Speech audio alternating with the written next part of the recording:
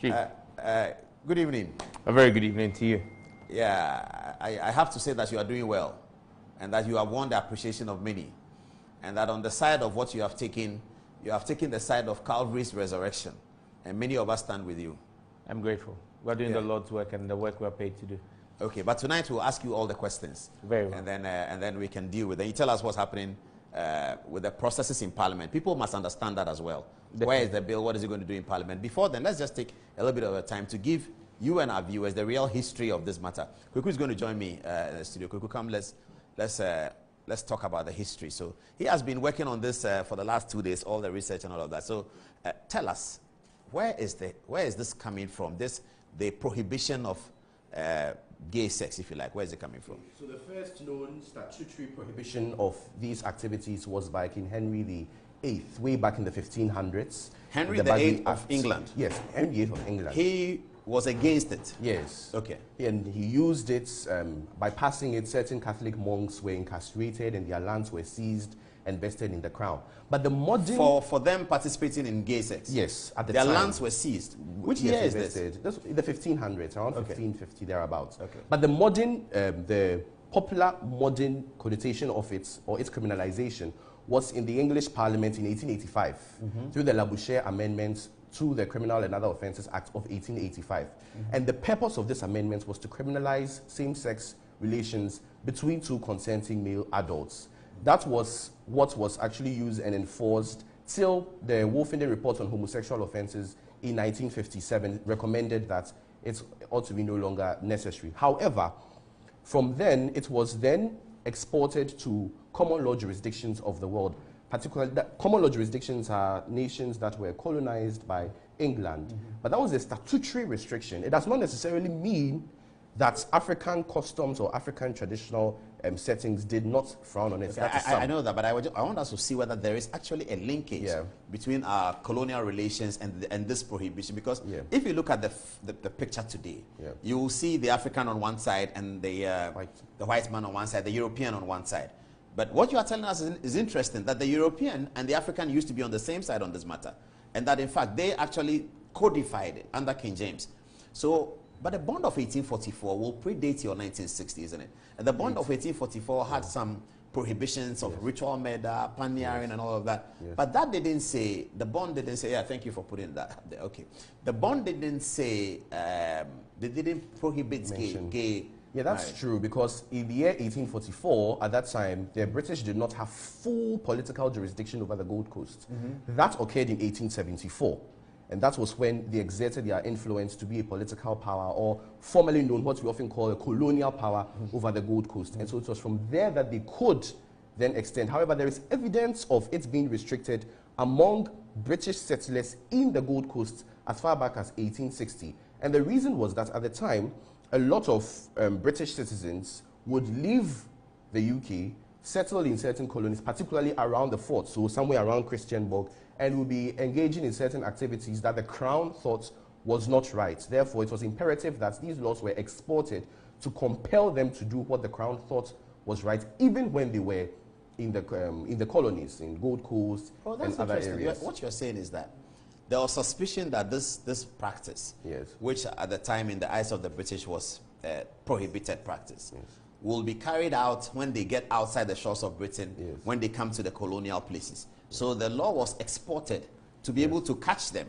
even when they do that in Sierra Leone, in Ghana, in India, in Burma, and all of that. Exactly. That's interesting. That's very far-reaching. That is why many common law countries, that's countries formerly colonized by UK, used a similar wording. Either they use Bagri or they use unnatural carnal knowledge. So the roots is similar. The roots of statutory restriction is similar. But then we decided again in 1960 to then adopt our own criminal offense, Criminal Offences Act. It used to be the Criminal Code, but it was changed in 2005 to be the Criminal and Other Offences Act through the review of VCRAC CRAB. And in section 104 of this act, these actions are prohibited. It is interesting to note, however, that section 104 restricts or prevents or prohibits sexual relations even between a man and a woman in an unnatural manner. So it is sexual relations in an unnatural manner or sexual relations with an animal. Therefore, if there is no penetration to the vagina, it is restricted by law, by the criminal. Even if it's a man and a woman? Even if it's a man and a woman. Let me ask some judge, is that correct? That unnatural sex, even with a woman, is prohibited by Act 29, Criminal Offences Act? Well, if you look at the Republic versus Badosin, where the Supreme Court tried to distinguish what is natural canal knowledge, they seem to suggest that when it is not penetrative, it is deemed, when it is not penetrating the vagina, it is deemed to be canal natural knowledge. Yes. So that's also prohibited. Yes. Does that find expression in the bill that you are supporting? Yes. So right now what we're trying to do is to have reflections that cover lesbianism and all other manifestations, which the limited definition of unnatural canal knowledge in Section 104 of Act 29 seem to have a challenge with. But if I could quickly add, giving the perspective he's bringing, you should bear in mind that the law has its spirit and its letter. What was the spirit in 1960, 61 years ago? 1960, okay. Yes, the Criminal Offences Act. At that time, what did we know as homosexuality? It was largely gayism.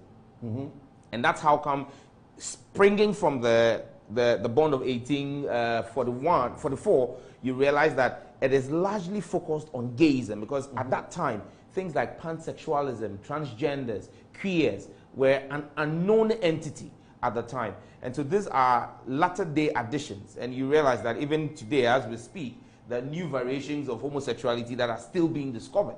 You get it? So we may end up with all the... You answered the question I was going to ask you before we take our break. I was going to ask you, why is this law inadequate? And many people have asked you that on social media. I think you've answered that in part. We'll get to that in some detail. So you heard what he was talking about. Let's talk about this pariah state. This is another question I'll be asking him. That if we do that, and you have seen that Madina MP Sosu has talked about that, and Gabi Oshiridako has talked about that. That if we proceed with this, we could become a pariah state. Tell us about what international law says about these things. Now that is the dicey area. The international law, the Human Rights Committee of the United Nations, in the case of Tunen versus Australia, noted that the manifestation of sexuality is a human right. But the problem with that is that decisions of committees, of human rights commissions, of Convention Against Torture, international courts and things of the sort are not binding sources of international law. So in order for you to ascertain, or in order for you to say that indeed this is fundamentally a human right, because if you look at the first generation of rights, civil and political rights, social, economic rights, these are rights that have generally been accepted indeed as the rights of association. I mean, the bill is banning the advocacy and the rights of association. Could that be problematic? Honestly, I feel that is quite problematic, because association does not necessarily, or association or advocacy may not necessarily mean engaging in the act. For instance, if we have people that advocate for using of marijuana, it doesn't necessarily mean that they use marijuana. But if marijuana is illegal, how do you then permit the advocacy of it? Well, Ghanaians having free speech was illegal at a point, and we advocated to be independent. Same in South Africa and many places. Free speech is fundamental. It's a first-generation right. Is homosexuality first-generation right? So that's the problem. That's where we go back to Tunen versus Australia and how it is not really widespread. But if you even look at the nature, if you look at Article 2, Clause 7 of the UN Charter, it provides that internal matters of states are not subject to interference by the United Nations, and it is left for us to determine what we decide to accept. If you also look at Article 27, Clause 2 of the African Charter on Human and People's Rights, it's provided that the manifestation of rights of individuals is subject to the collective good and to public morality, even though there is an interpretation on that. In 2017, the African Court on Human Rights interpreted that provision in the decision of the African Commission for Human and People's Rights versus Kenya on paragraph 188 of the report that in order to fall within this provision, two elements must be present. The first is that the enjoyment of that right must adversely affect the entire society. And two, that the restriction must be commensurate with the threats that the enjoyment of that harm provides. Therefore, if we say that our restriction has to be in tandem with international law, then we have to show that the enjoyment of, or the manifestation of homosexuality and other related matters adversely affects the larger society. I like the way he used enjoyment.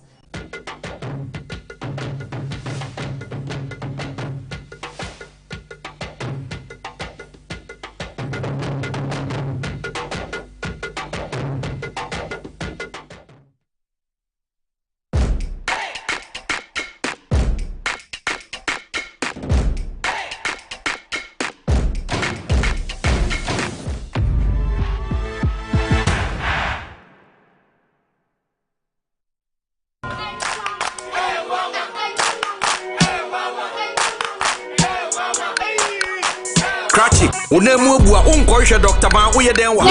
Oh, Missy Yamfan come and me burua. Mami Boburo. Tony at the Bra. Mummy and Fan called Dr. Ban. Dr. Ban, oh, yeah, Bra, Saban no Pemu Juma, Sasabro slow. Dr. Ban, oh, oh, no Pemunim the on one I expect Nyaza for no. Or cry any Kumasi no Pemu expect Yan can't show.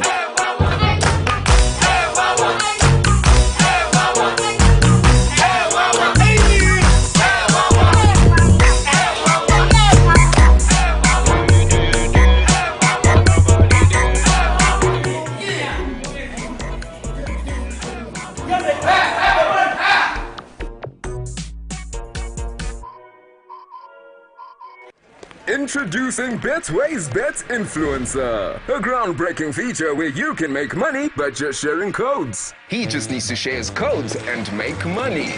The more his codes are used, the more money he makes. Oh yes, so what are you waiting for? Anyone can be a bet influencer. Share your codes and make money. Bet Influencer, another world first from Betway. This advert has been approved by the Gaming Commission of Ghana. Betway, get way more.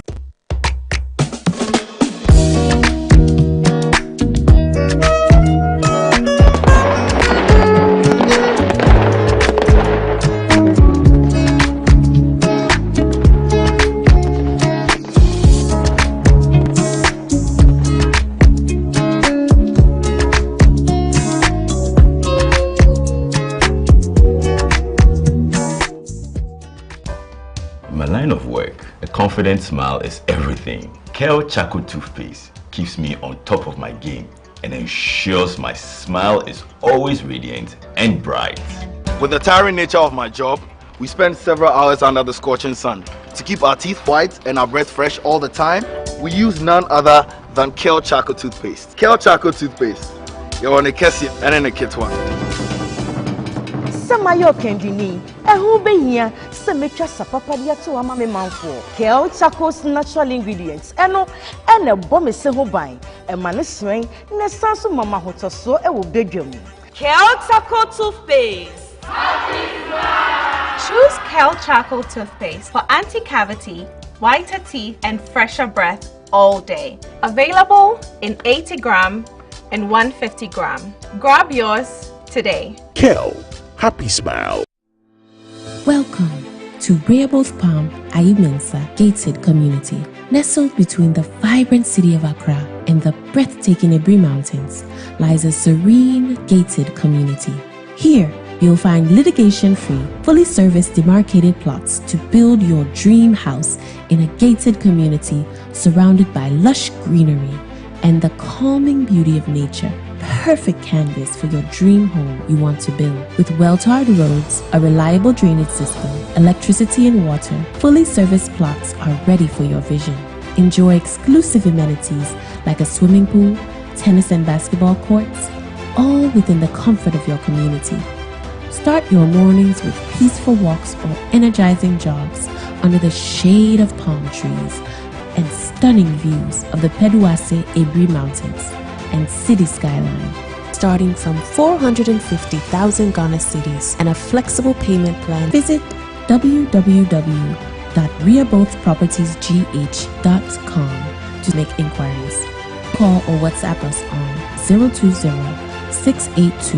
020-682-3524, 055-375-1933, or 024-476-4499. Rehoboth Properties, quality housing for all. After this fufu and pepper soup, I go score goals like them the dash points.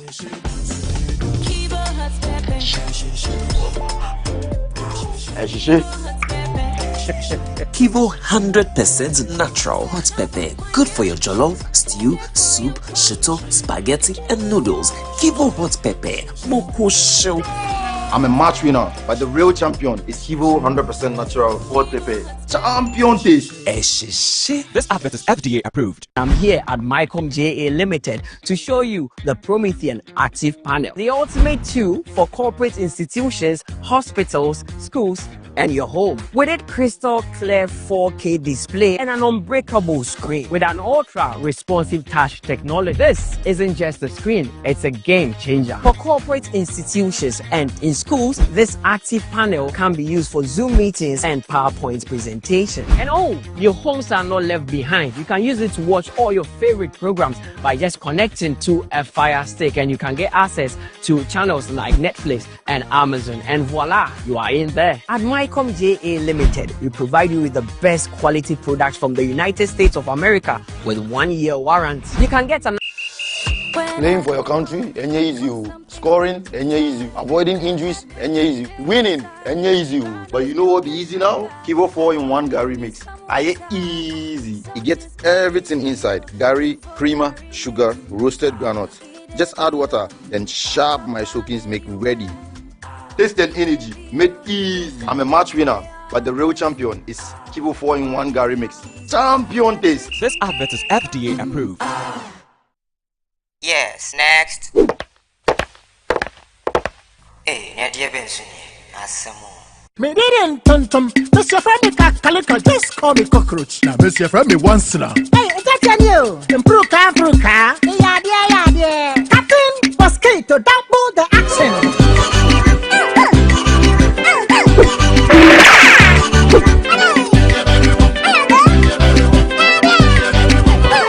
Me did it, Sasso spray. Mr. Friend, Sasso quell. Yeah, go to my Sasso.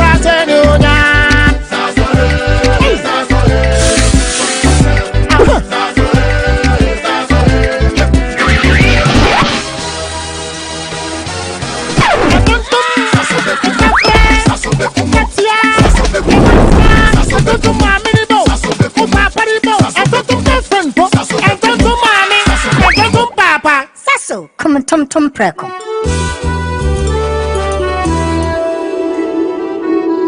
Buy affordable service plots and lands from estate masters. Currently selling our Nest Cottage, located at the newly proposed airport city, with a starting price of 25,000 Ghana cedis.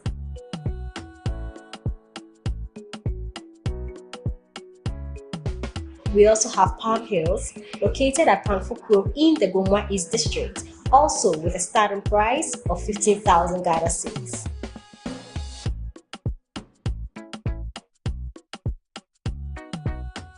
Available also is Coastal Park in Lakpleku, which is a 15-minute drive from the Nigo Senior High School, having a starting price of 55,000 Ghana cedis. You will receive a free site plan with indenture once you successfully purchase a land from us.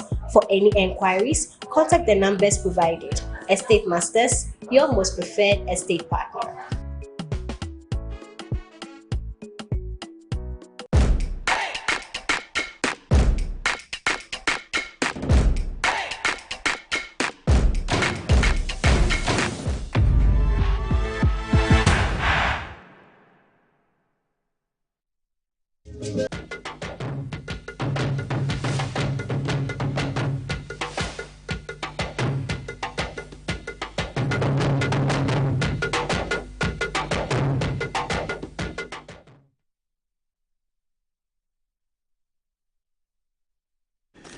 Good evening. Welcome to the show. And it's a rainy evening here in Ghana, in Accra, in Kumasi, in Takrade, and in other parts of the capital, other parts of the country. It's rained. Now, I'm looking at the Daily Guide newspaper for this morning, and I'm delighted to see what it's saying. OSP arrest former GRSML staff is in the story.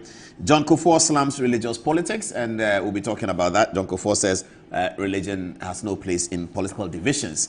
He was speaking to the MPP faithful during the establishment of the new MPP University, if you want to call it that way.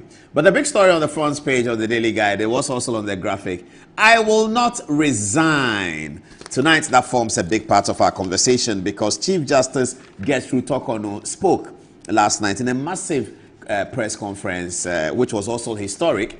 The learned Chief Justice outlined the difficulties that she's having with the committee, Article 146 committee, that is probing allegations against her and those allegations which have now been forwarded by the president to the committee, upon which a prima facie decision, we are told, has been made. Lawyer Bafo is in the studio. We are spending a lot of time on the prima facie. For those of you who didn't catch the press conference, we're going to show you the excerpts of the most important part. Mrs. Gertrude Tokonu began by giving the reasons for the press conference, and she also talked about the fact that she has actually not been furnished by the committee with the petitions, and then she also talked about the fact that one of the petitions is about her vacation. She spoke about Justice Gabriel Poaman, who is the chairman of the committee, which was quite unfortunate, I think, in terms of if what she's saying is true. It was a bit difficult because Justice Poaman and Justice Tokonu are colleagues of the Supreme Court. But should it have gotten to this? Should it have gotten to this? I'm not sure. Should it have gotten to this? Okay, we'll look at that in some detail about for us here. Also in the studio for the political conversation is Dr. Zato. Do you know him? I'll show you a video of Dr. Zato and Ransford Jampo on the TEF at TV3's Key Points, the program that I watch every Saturday before I watch Newsfile. Key Points, a beautiful program. I can say that's it very well. I'm looking forward to watching it again on Saturday. I'm sure that Zato will be back because Professor Jampo said that he will make sure that Zato doesn't attend. I believe that he said that in jest. So we have a lot for you tonight. Also, John Dramani Mahama has given an excellent speech out there in Brussels, where he did a powerful analogy I'll share with you in those circumstances. My good friend Johnson Asedun Katia was in the news again yesterday for something positive first and then something negative later. What is the positive? The positive is that Johnson Asedun Katia is now the chairman of the board of the Ghana Ports and Harbours Authority. This was a position that was occupied by Samuel Ofusompofo in the last NDC government.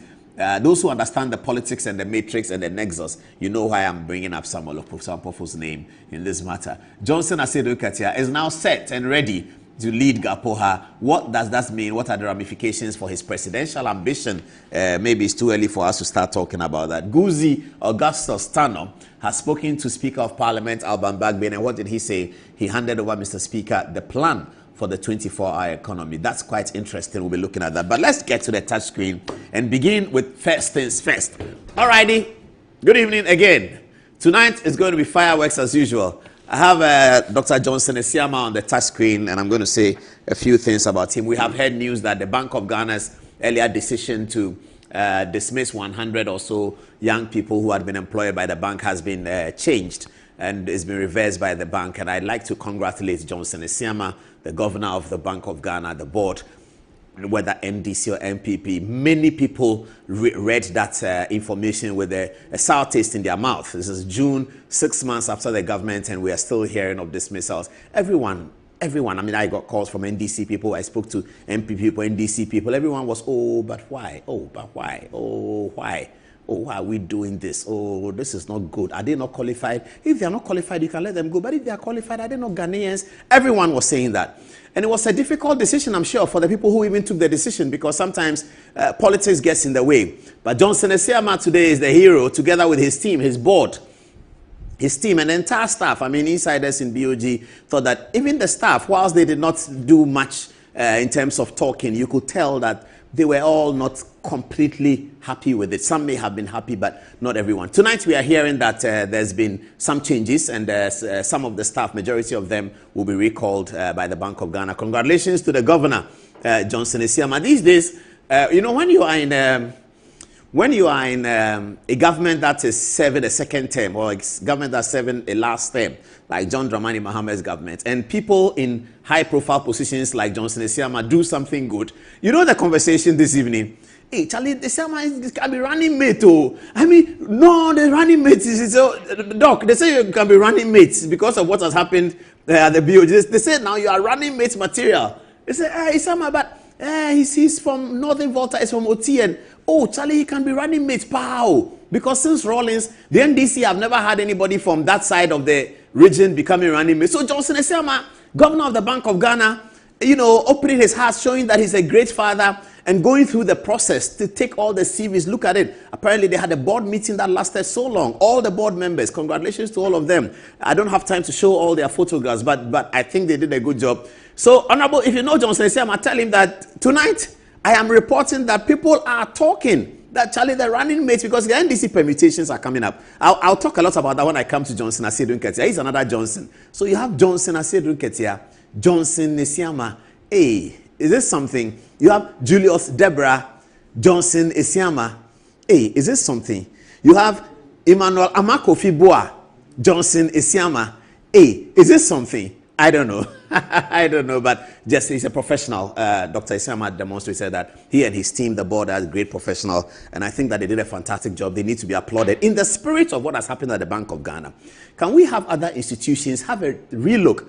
I mean, I like Samia Oku's spirit. Samia Oku spoke very well on the Joy FM program where they were fighting Evans Mensah. I've had people calling me and say that, Charlie, your friend Evans Mensah, they flawed him. Show the video. Deal with it. No, I'm not going to deal with Evans Mensah.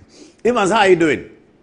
All I'll tell Evans is that let's all get ready for 2027, 2028 because we're going to have a lot of work to do. Evans Mensah had an argument with Samia Oku, and I think both of them were right. Evans was right, Samia Oku was right. But Samia Oku demonstrated a great spirit. Together with Sticker, who was on the show, I think they did well. Samia Oku was talking consistently about 30,000 people who have been employed by the MPP, who have been fired by the NDC. And he kept talking about that. And you can see that he has a passion for that. And I do not think that we have had this in our political history. We didn't have that in 2017 where 30,000 people were fired. In 2017, some people were fired. I mean, yes, Johnson Esiama was one of those. Johnson Esiama was one of those. He was a deputy governor. He was fired after 2017. I think he even stayed for quite a bit. After 2018, they fired him. He was prosecuted. At some point, somebody told me that he got a job in Liberia. He was going to do it, and because of the court process, they seized his passport. So he is the last person to have sympathy for people who are losing their jobs as a matter of politics. Isiama is the last person, but here he is showing a big heart. It happened to him, but it doesn't matter. Let them work. And I think that is commendable, and we must comment that in great detail. So, Governor, we salute you. I don't know whether you are interested in politics that much, but they are saying that your running mate position, you are gradually securing it. Johnson Esiedun Ketia, Johnson Esiama, Julius Deborah, the 1 man thousand. That's how they call Julius Deborah, 1 man thousand. Johnson Esiama. And so I think the governor has done a good job. How is the Dollar King doing? Do you know who is the Dollar King? That's how they call him these days, Dollar King. Sami Jemfi. They call him Dollar King because the gold board has tamed the dollar. So they say that Sami Jemfi is the boss of the dollar because the gold board has tamed the dollar. Well, President Mahama has said several times, commended. One institution that President Mahama has commended publicly is the gold board, and you all know that. So Sami Jemfi, and gold board works very closely with the Bank of Ghana. We know that. Let's see how they are doing. But tonight, congratulations to the Bank of Ghana's governor, the deputy governors, the board of the directors, the board of Bank of Ghana, the governing board of Bank of Ghana, and truly all the staff for the news that's just coming in this evening, where everybody's sharing it, people are reading it and saying that there's been a reversal of that. In that spirit, let other organizations, Ghana Commercial Bank, this bank, GMPC. I heard that GMPC, they fired everybody since 2017 to 2024. They are sacking all of them. From 2017, not 2024. I hope it's not true, but that's not good. These are Ghanaians. We don't have to get reprisals, and that's what I'm talking about. Isiam. It happened to him. He was fired because of politics. He was made deputy governor by the NDC in 2017. Around 2018, he was sacked, and all of that. So he could have come and said, okay, you people, it happened to me, you two take it. But he says, no, it's not important. Let's build a big Ghana. Okay. So that's the governor's story. Let's move on to the next one. Israel has been bombing. Now, let me do the story. This one is my favorite story. I'll come to. Yes, this one. Israel has been bombing Iran, and Iran has been bombing Israel. President Donald Trump of the United States, you know that he's my man. I mean, I'm sorry for some of the things that happens, but you know that Donald Trump and me, we're good. I spoke to him this morning. I said, Donald, they say, hey, Paulus, how are you? And then we had a nice chat. Everything will be fine in America. Don't worry, everything will be fine. Franklin Kujo, are you there? It was a three-way call. Me, Franklin Kujo, and Donald Trump. We spoke this morning. Franklin Kujo didn't tell you people. We talk to Donald Trump all the time. We will give him the African perspective from Imani and Good Evening Ghana. That's what he always wants to know. When he calls, it was the African perspective. So Imani will give it, and Good Evening Ghana will give it. So Donald Trump said he had bombed the missile defenses of Iran. I was going to say Iran because when you talk to Americans, that's what they say. You call an American journalist. So during the war, and I wanted to find out, they keep going on Iran. Sometimes I have to remember that they mean Iran. So he said he had dropped bombs in Iran. And he gave the cost of the bombs that had been dropped. President John Mahama, listening to the news all the time, used that figure for a great analogy at the conference that he spoke in Brussels. Listen to this. Listen to John Mahama speaking. Gavi is seeking to spend $9 billion over the next 5 years from 2026 to 2030. And that is to immunize 500 million children across the world. These children's life will be safe to grow up to become the scientists, engineers, nurses, teachers, and doctors of tomorrow. This morning while I was lying in bed, I did the research, and I realized that one B-2 Spirit bomber that dropped bombs on Iran recently cost $2.13 billion. If you work the math, what Gavi is seeking is the value of 4 of those B-2 bombers. Surely the world can afford the value of 4 B-2 bombers to save 500 million children. It's a choice we have to make.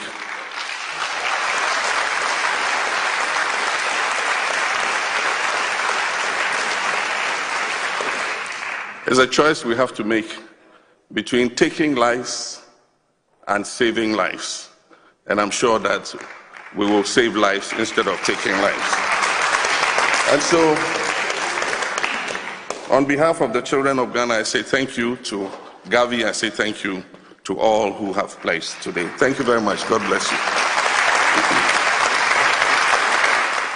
I thought that was a brilliant analogy from President Mahama. I thought that was very, very interesting. He's comparing global, what has happened. I thought it was a good speech. Your Excellency, are you back in town? No, I don't think he's back. I don't think he's back. But that was commendable and notable from President Mahama speaking out there in Brussels on behalf of. I didn't see Minta Kando. Was he there? Because the nurses today. Maybe he's there. Let's check. Oh, that's no. Oh, that's him. Platoon commander. That's Minta Kando. Please, when you see him, tell that's a new name I gave him. Minta Kando was there. That's him. The health minister. Platoon commander, how are you? I thought I saw Bampo. Yes, I like this guy. I like this guy. Victor Bampo is one of the brightest spots in the government of John Dramani Mahama. I thought he was going to be health minister, but I'm sure that he identified NHIA as an important place. This is where Ansan Sadeli wanted to be. Please, Ansan Sadeli. This is where she wanted to be. The one who said that she's a doctor, she's not a doctor. And this kind of high-profile events, Ansan Sadeli would have been there doing, I'm Ansan Sadeli, and she's not a doctor, she's fake. We thank God for Callistus Mahama's pen. Callistus Mahama, your pen has done wonders. But this is Dr. Bampo. Watch out for him. Very, very good guy. Very good addition to the governance systems of Ghana. Very, very good. They call him Krobans. I won't tell you why. But, Doc, I think this was a good effort. Bill Gates also met with President Mahama. Here, apparently, he's promising to invest some important money. Yeah, that's a good one, producer. Thank you very much. This is Bill Gates and John Dramani Mahama. And I think that something good is happening in the health sector. Hopefully, it will be good. It will overshadow some of the things that the platoon commander has been doing, going to Tamale to do karate and all of that. That's platoon commander Minta Kando.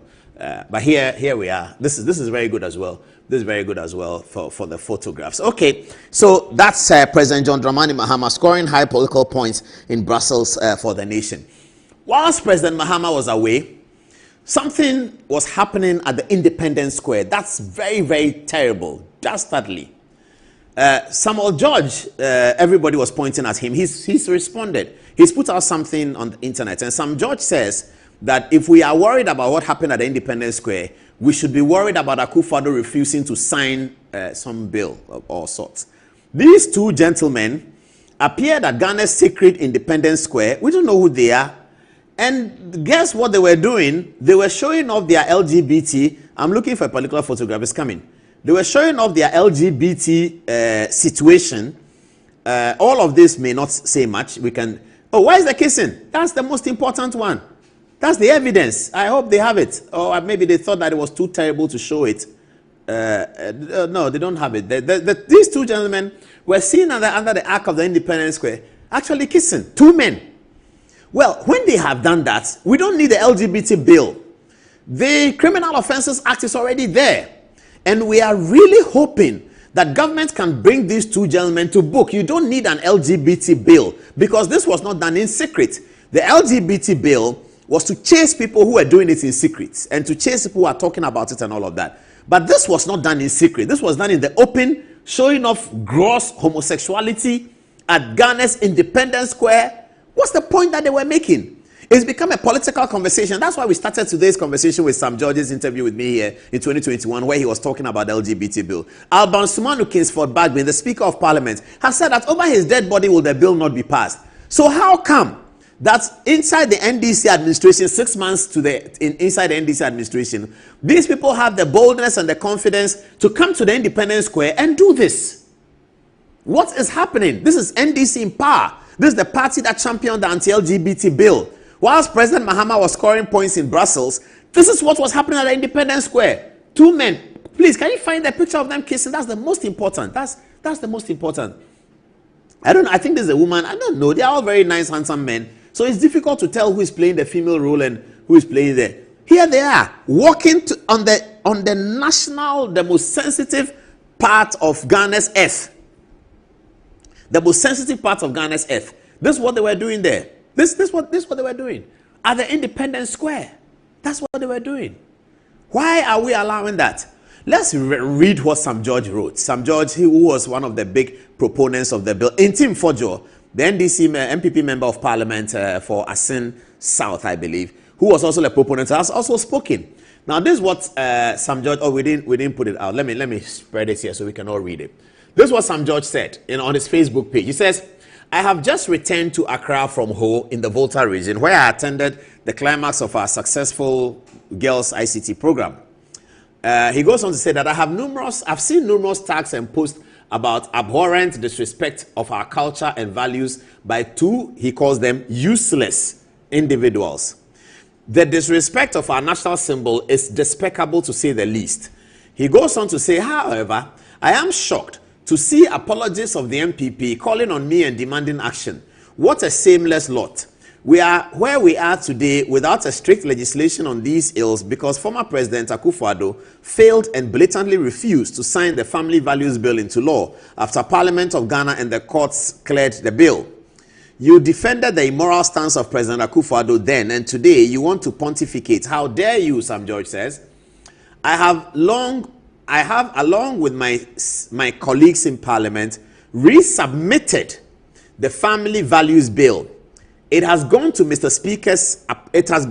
Speaker's approval and should be laid for the first reading any moment soon. That's very important. Sam George says that the gay bill, as we used to call it, has been relayed. Speaker is in support of it. We know that. He's in full support of it. Alban Bagbin, he said so. I have, along with my colleagues in Parliament, resubmitted the Family Values Bill. It has gotten Mr. Speaker's approval and should be laid for the first reading any moment soon. The values, morals, and innocence of our children must be protected. I will demand that President John Dramani Mahama sign the bill when we get it passed again.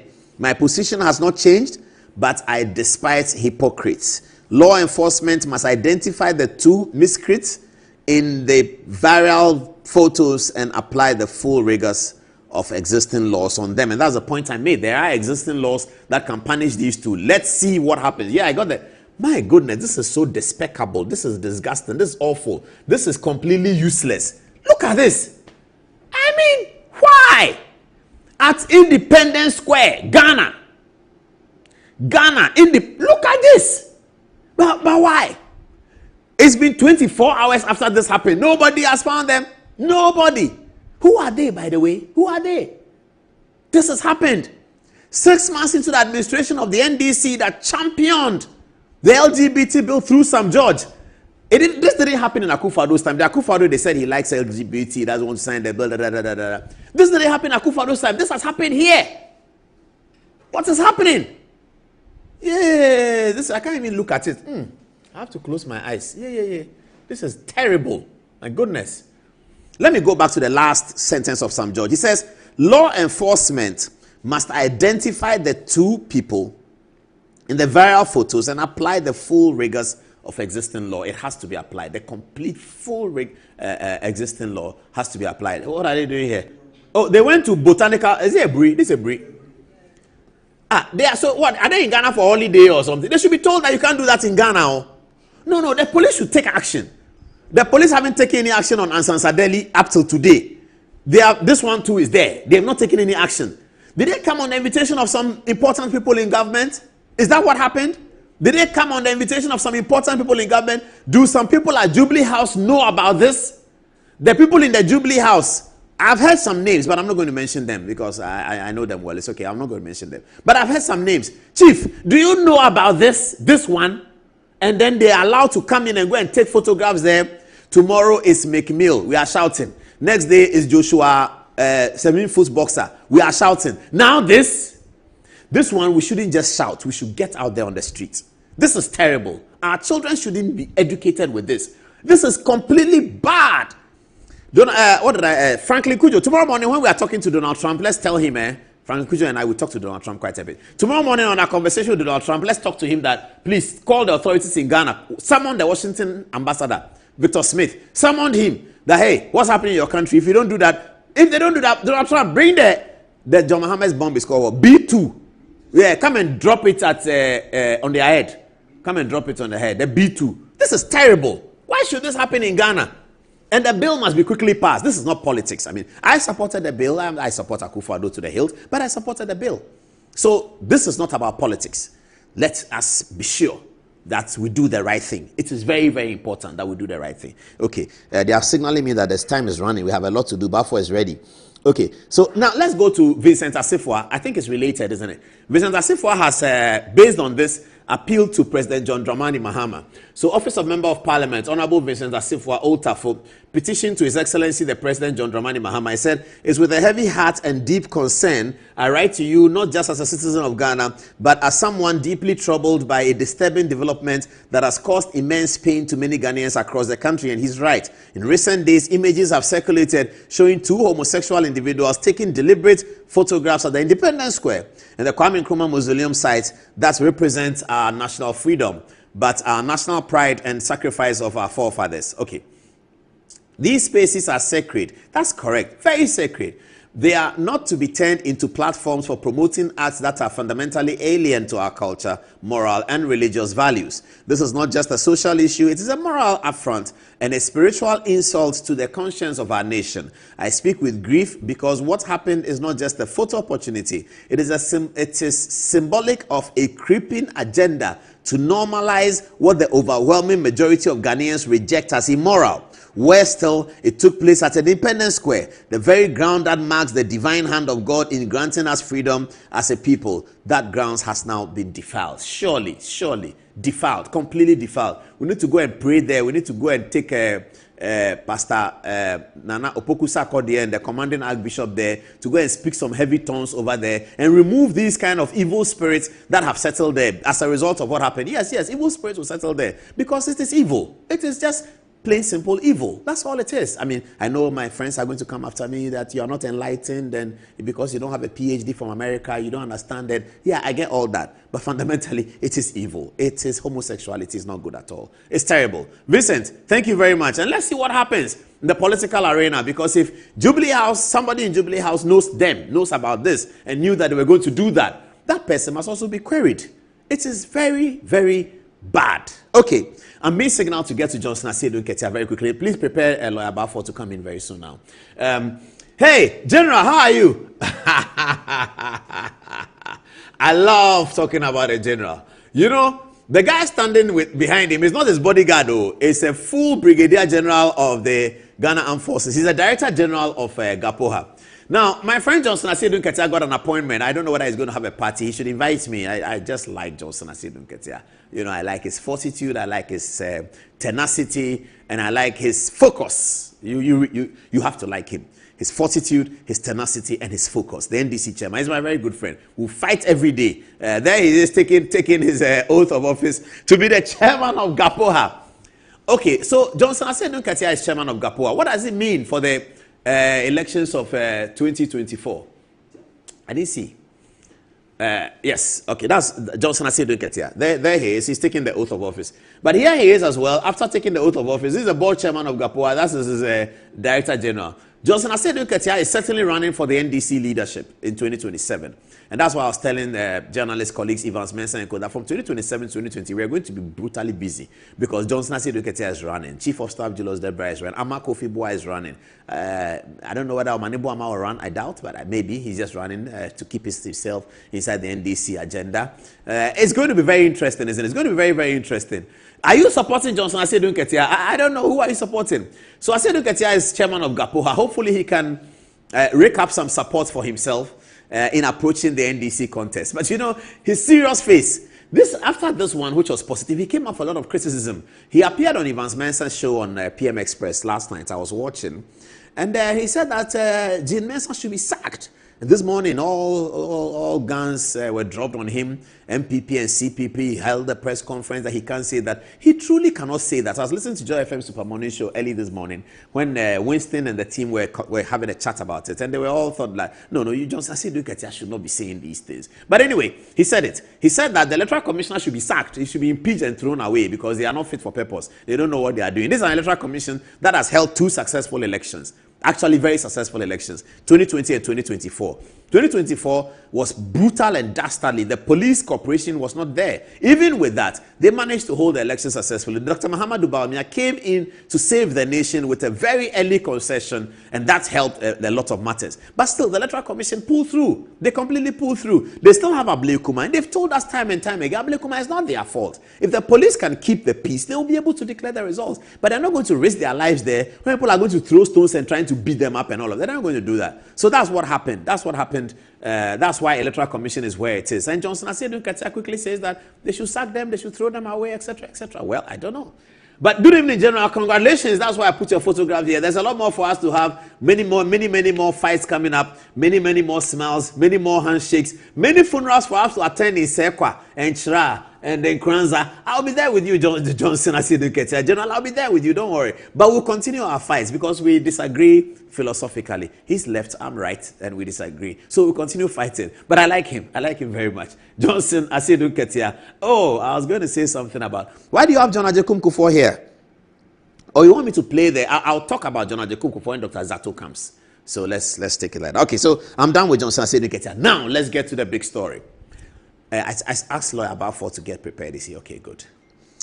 Yesterday, the learned Chief Justice Gertrude Tokonu, who has been a judge for 38 years, and he has been a lawyer for 38 years and a judge for 21 odd years of it, found it painfully necessary to hold a press conference.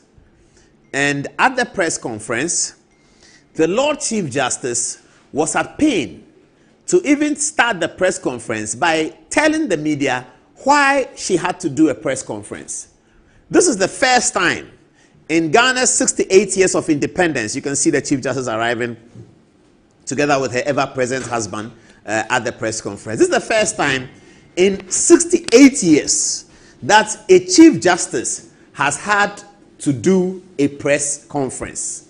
We have never seen. Did Georgina Wood do a press conference? I doubt it. I can't remember. I doubt it. We've never seen a Chief Justice setting out to hold a press conference. They give speeches when they attend events, but they never hold press conference about themselves. More so, for the Chief Justice to hold a press conference complaining about law, complaining about a legal process, complaining about a legal regime, that was very sad. And that was completely overwhelming for anyone. Or should I rather say underwhelming?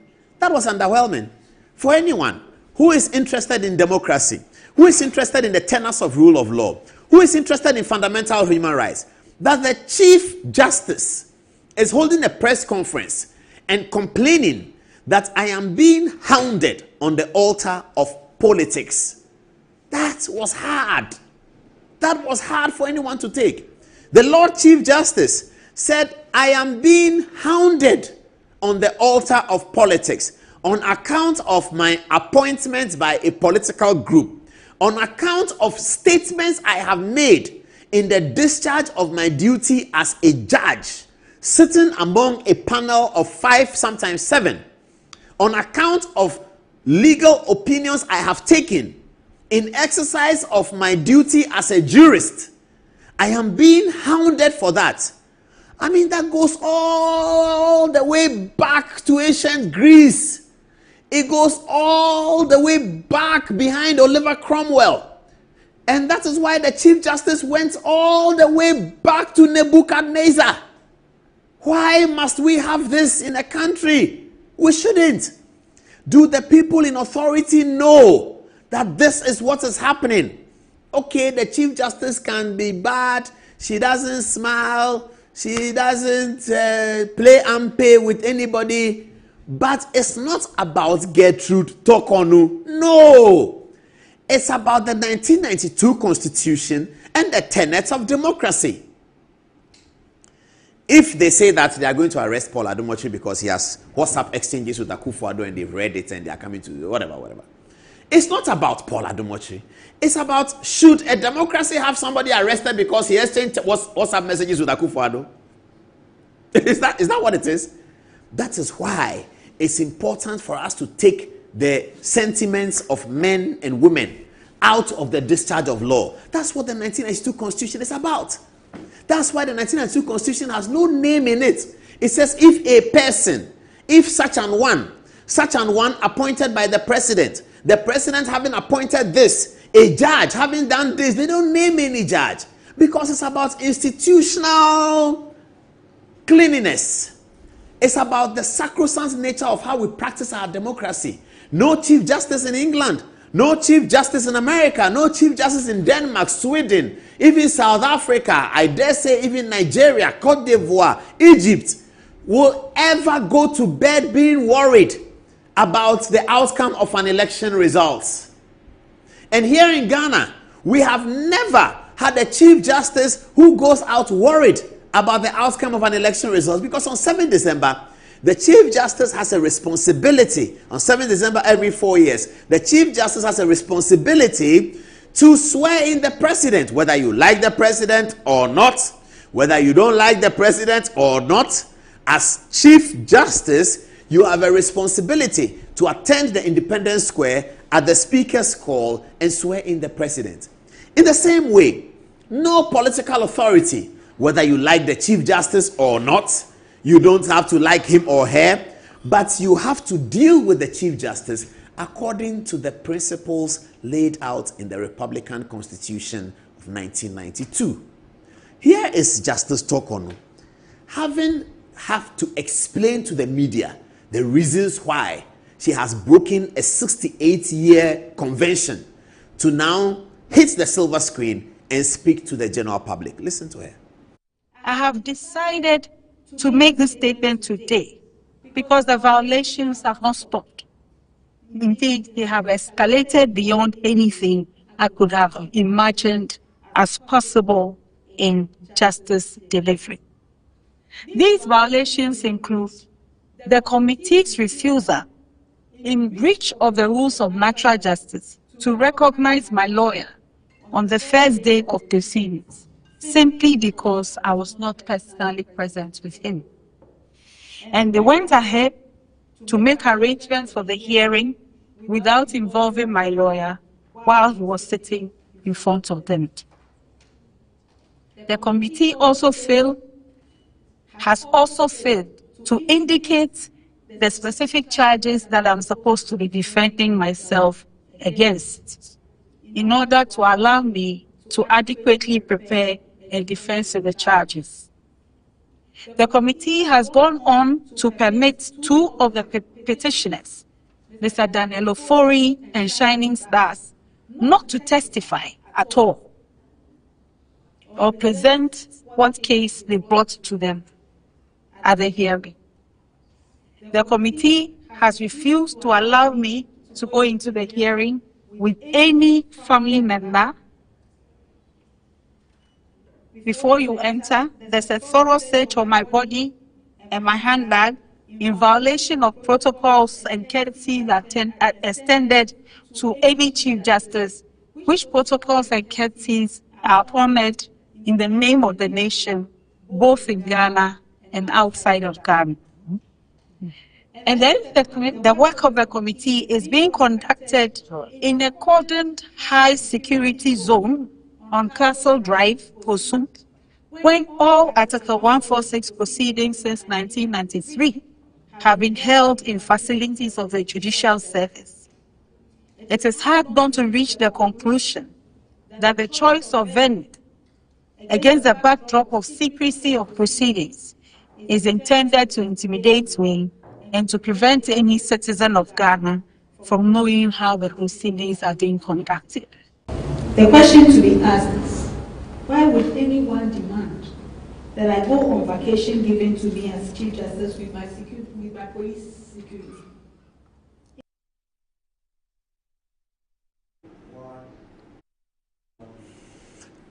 The Lord Chief Justice, that's hard, isn't it? She also had occasion to complain about the chairman of the panel, and it's quite interesting.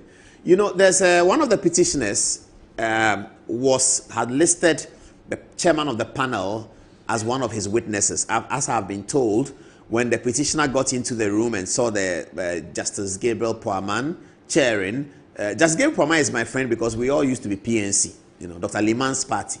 We're all part of it before.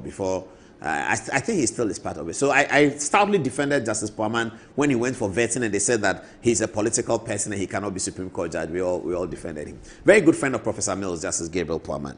Now, Justice Poaman is chairing this committee. One of the witnesses was intending to call Justice Poaman. One of the petitioners was intending to call Justice Poaman as a witness. In fact, Justice Tokonu told the media yesterday that even the petition, she doesn't have it. She goes in there, she doesn't have it. And he says they call witnesses, and the witnesses are talking about something that she can't follow. And she likened it to Nebuchadnezzar, the historical wicked ruler of Babylon, who called his magicians, his prophets, if you like, his juju men. He called his juju men. And said, juju men, I've had a dream that is troubling me. But if I tell you people the dream, you will come and lie to me. Because he said, he knows juju men. So juju men, prophets, they've been lying for... I didn't say it. Nebuchadnezzar said it.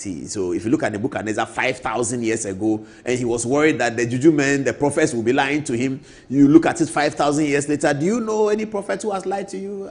I don't know some, but do you know some prophet who has lied to you? They were there in Nebuchadnezzar's time, so don't worry about it. Don't be too worried about it. Don't be embarrassed. Nebuchadnezzar's time, they were. Nebuchadnezzar knew. So he said, if I tell you, you come and lie to me. So show me the dream, then show me the interpretation. And they couldn't do it. And it was the Holy Spirit that came upon the young, glorious man Daniel, who set himself and separated himself for Christ. It was revealed unto him. And that's how Daniel became great. You read Nebuchadnezzar, you see Daniel as a hero. Daniel is a hero to all of us who read Nebuchadnezzar. Great, great young man Daniel, the prophet Daniel. So Justice Tokonu said, these hearings are treating she and his lawyers like Nebuchadnezzar did. Guess what they are talking about and then give an answer. You go to a court, a trial, an Article 146 process, and a witness comes and says, okay, witness, what is your name? My name is Paul Adomoche. Okay, what do you do? I'm a judicial secretary. Justice Tokonu, do you know her? Yes, I know her. Okay, judicial secretary, tell us, on 27th May, when Justice Tokonu came to work, do you remember that she had squeezed her face? And Justice Tokonu is wondering, what is this? Which petition is this? What is she speaking to? I don't know. And the lawyer says, me too, I don't know. It says, yes, she has squeezed her face on 27th May. Oh, she squeezed her face. Okay. Did you take a photograph of her when she squeezed her face? Yes, I have a photograph. Then they tender it. My lord, exhibit AI as part of the evidence. And Justice Tokonu and her lawyers are wondering that, what is he talking about? It is about what? That I came to work on 27th May at 11 o'clock instead of 9 o'clock. It is towards what? Is it Daniel Ofori's petition? Is it Shining Stars petition? One thing she said that was interesting, that there's a petition by a group called Shining Stars. A search at the Registrar General showed that there's no such organization called Shining Stars. But at the presidency, is it not simple for when the petitions arrive that you check? Shining Stars, it's not there. Some people come together, they say they are called Shining Stars. Oliver Vomaho, good evening. Do you happen to know who Shining Stars are? Did you draft their petition for them, Oliver? Oliver, did you draft the Shining Stars petition, Vomaho? How are you? Will you owe me an interview? It's not come. But did you draft the Shining Stars petition? We don't know. And this didn't mean much to an impeachment process of a Chief Justice, something that has never happened in 68 years. and the group that is petitioning are a no group in law. There are no locus in law. And based on this petition, there's a purported hearing to remove a chief justice. I mean, this is fundamental. It doesn't have to be too legal. Somebody said they are called shining stars. They don't exist. They have not registered themselves. They brought a petition that you should sack the chief justice. And they are shining stars. And they don't exist. Oh, it's not proper. This one is not good at all. Anyway, her ladyship proceeded to talk about Justice Gabriel Poaman. Have a listen. There's also a petition from a gentleman called Mr. Ayamga Akogo. His complaint is that on 14th November 2024, after the Supreme Court had given a ruling which went against him, I, as presiding judge in the Supreme Court, ordered his arrest without any reason. He attached an exhibit to his petition, which was a media report from a group called the Law Platform.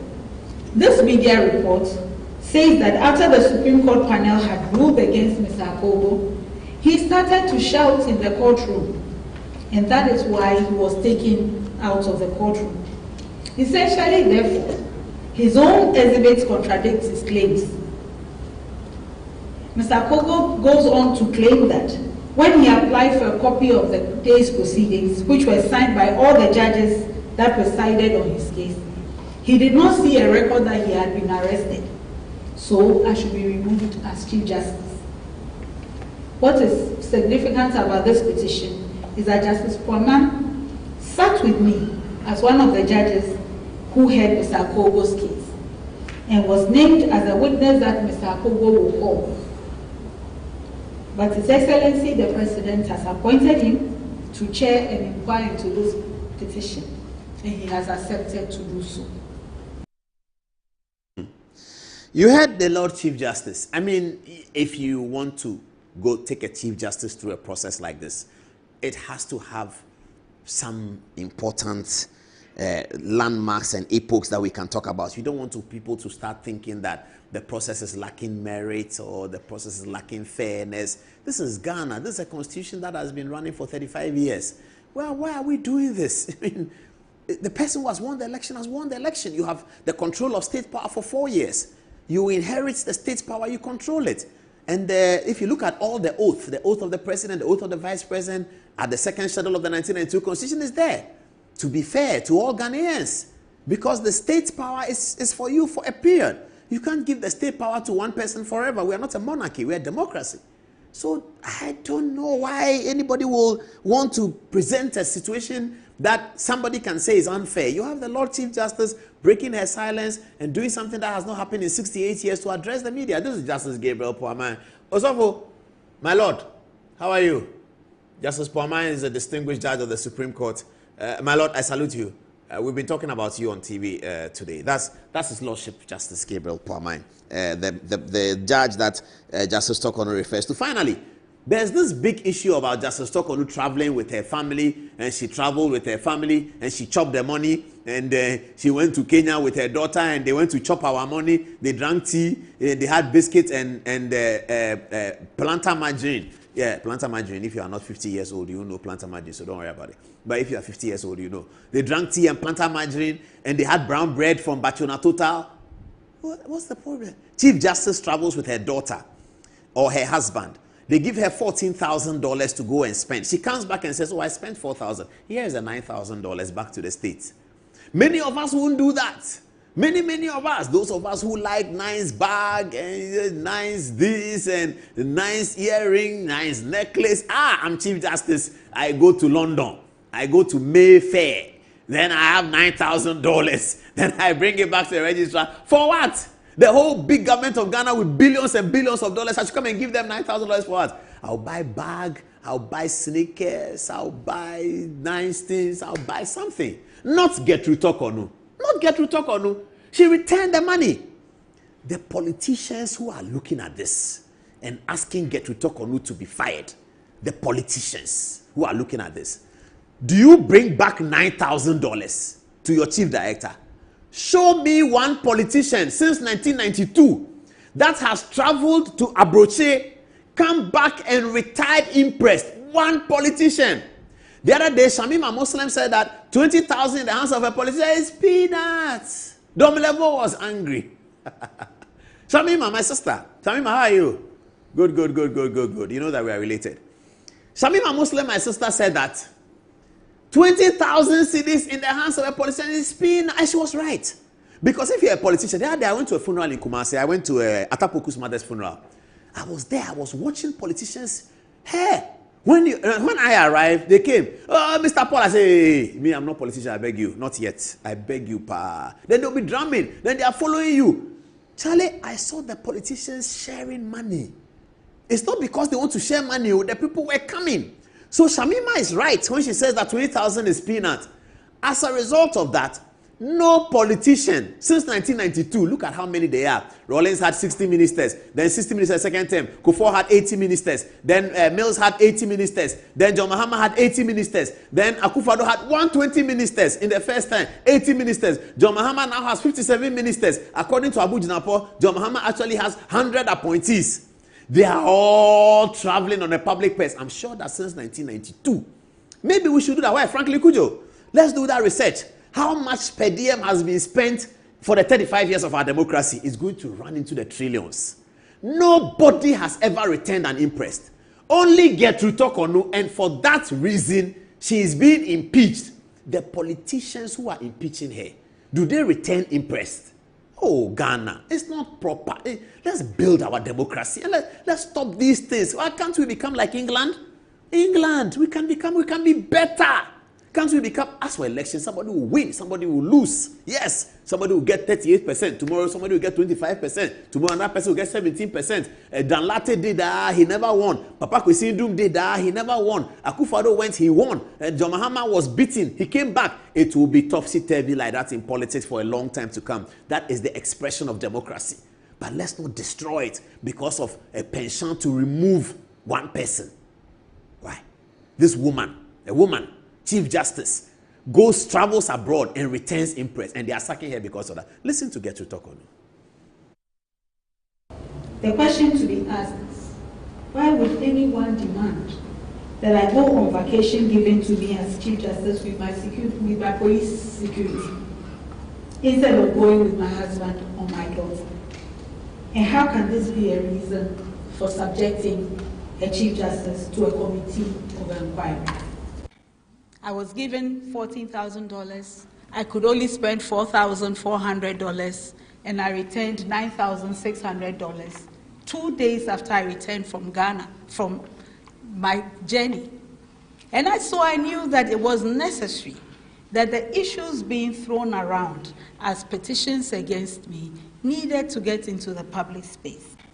I was given $14,000. I could only spend $4,400, and I returned $9,600 2 days after I returned from Ghana, from my journey. And so I knew that it was necessary that the issues being thrown around as petitions against me needed to get into the... So we had the story, a glimmer of interesting. So President Mahama was in Brussels, wasn't he? Giving an excellent speech on behalf of Ghana. The story we had is that President Mahama was told by his people that Justice Tokonu is about to address a press conference. He asked them, keep an eye on it. Apparently, President Mahama told them, you need to respond immediately. You need to respond to say there's no political agenda because there's none.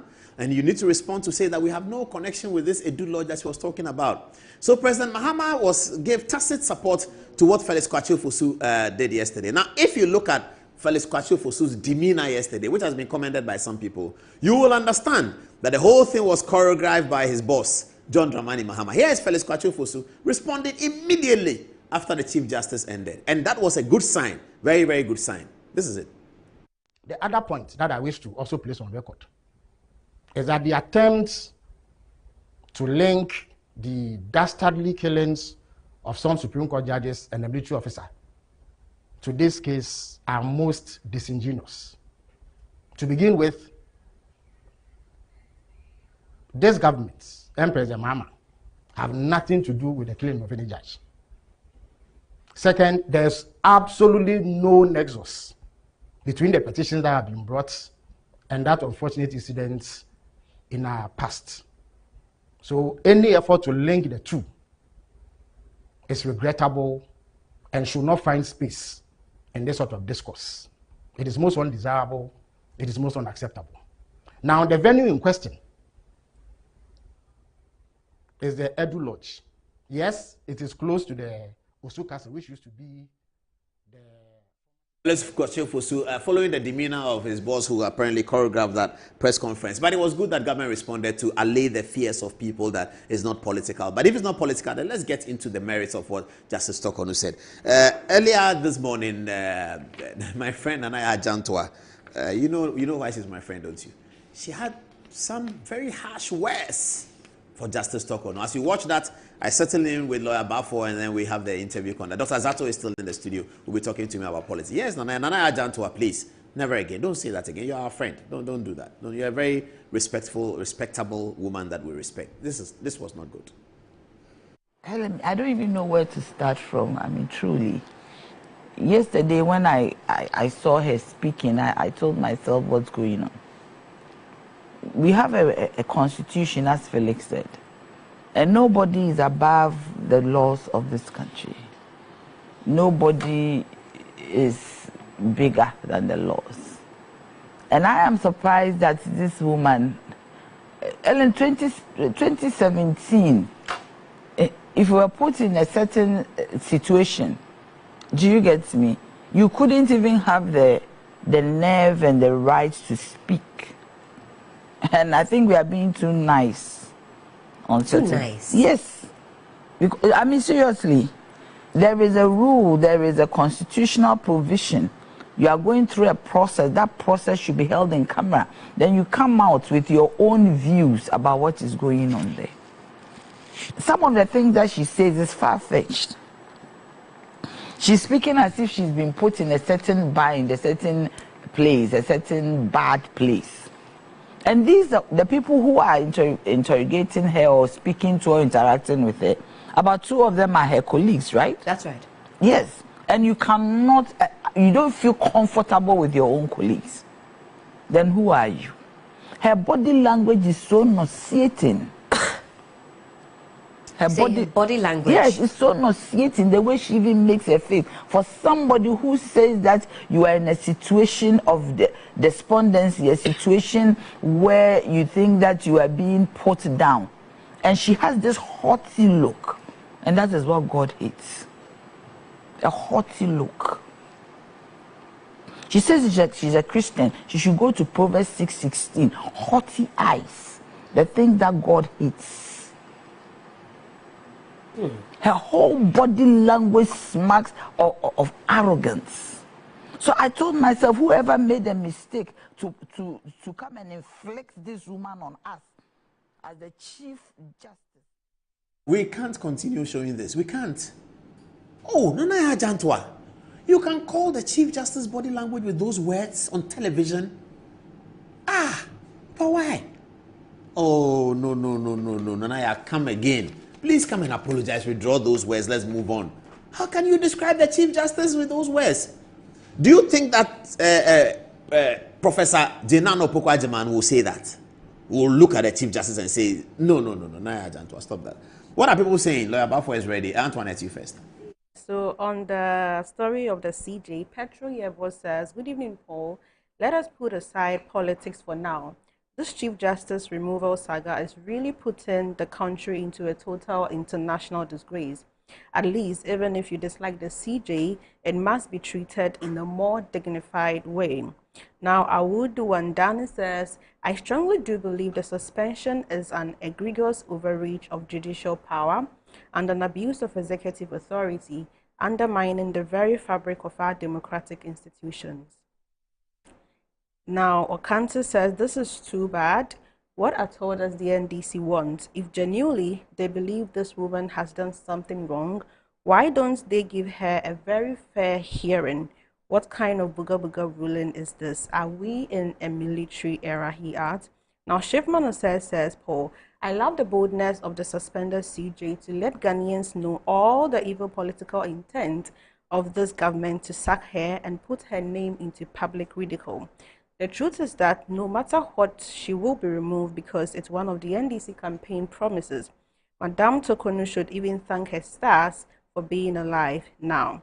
But I know her trial is the gateway to sack the EC chairperson's resetting indeed. Now, lastly, Bilkin says Tokonu was overwhelmed by the CJ position given to her by Akufo-Addo above her seniors. Our checks from the Judicial Service revealed that she lacked the needed qualities to handle the office. Hence, she was disrespectful to her colleagues. This might be the reason for her suspension. And then Ifwayebwa comes to counter that and says, how can you change this intelligent and smart Chief Justice of the Supreme Court of our nation? Because of politics, people can't seem to have any shame anymore. And lastly, Moses Echampon says, this issue about the CJ is very worrying. My heart weeps for Mother Ghana because the opposition party is not doing anything enough to stop these lawlessness charges against the CJ. This cannot happen in the Western countries except in Africa, where most of the laws are made in favor of the executive branch. Over to you, Cole. All right, so regarding the two men at Independence Square, Rex Kweku says, I never knew I was so attached to anything historical about Ghana. However, upon seeing the LGBTQ boys under our national monuments aches my heart. Their action is very disrespectful to our national pride and our spiritual consciousness as a nation. Any Ghanaian who comes into contact with these two people should try and restore our national pride. Thank you. Also from Moses Echampon regarding the CJ removal. It's obvious that this government planned to use the loophole in the Constitution to strike against the CJ, but it looks like the government attempt is not only failing, but also disgracing. The CJ has proven that she's a strong woman, understands the law, and cannot allow illegality to defeat her integrity. We will continue to pray for her and hope that one day a reasonable court will strike out the suspension and these unlawful charges against the CJ.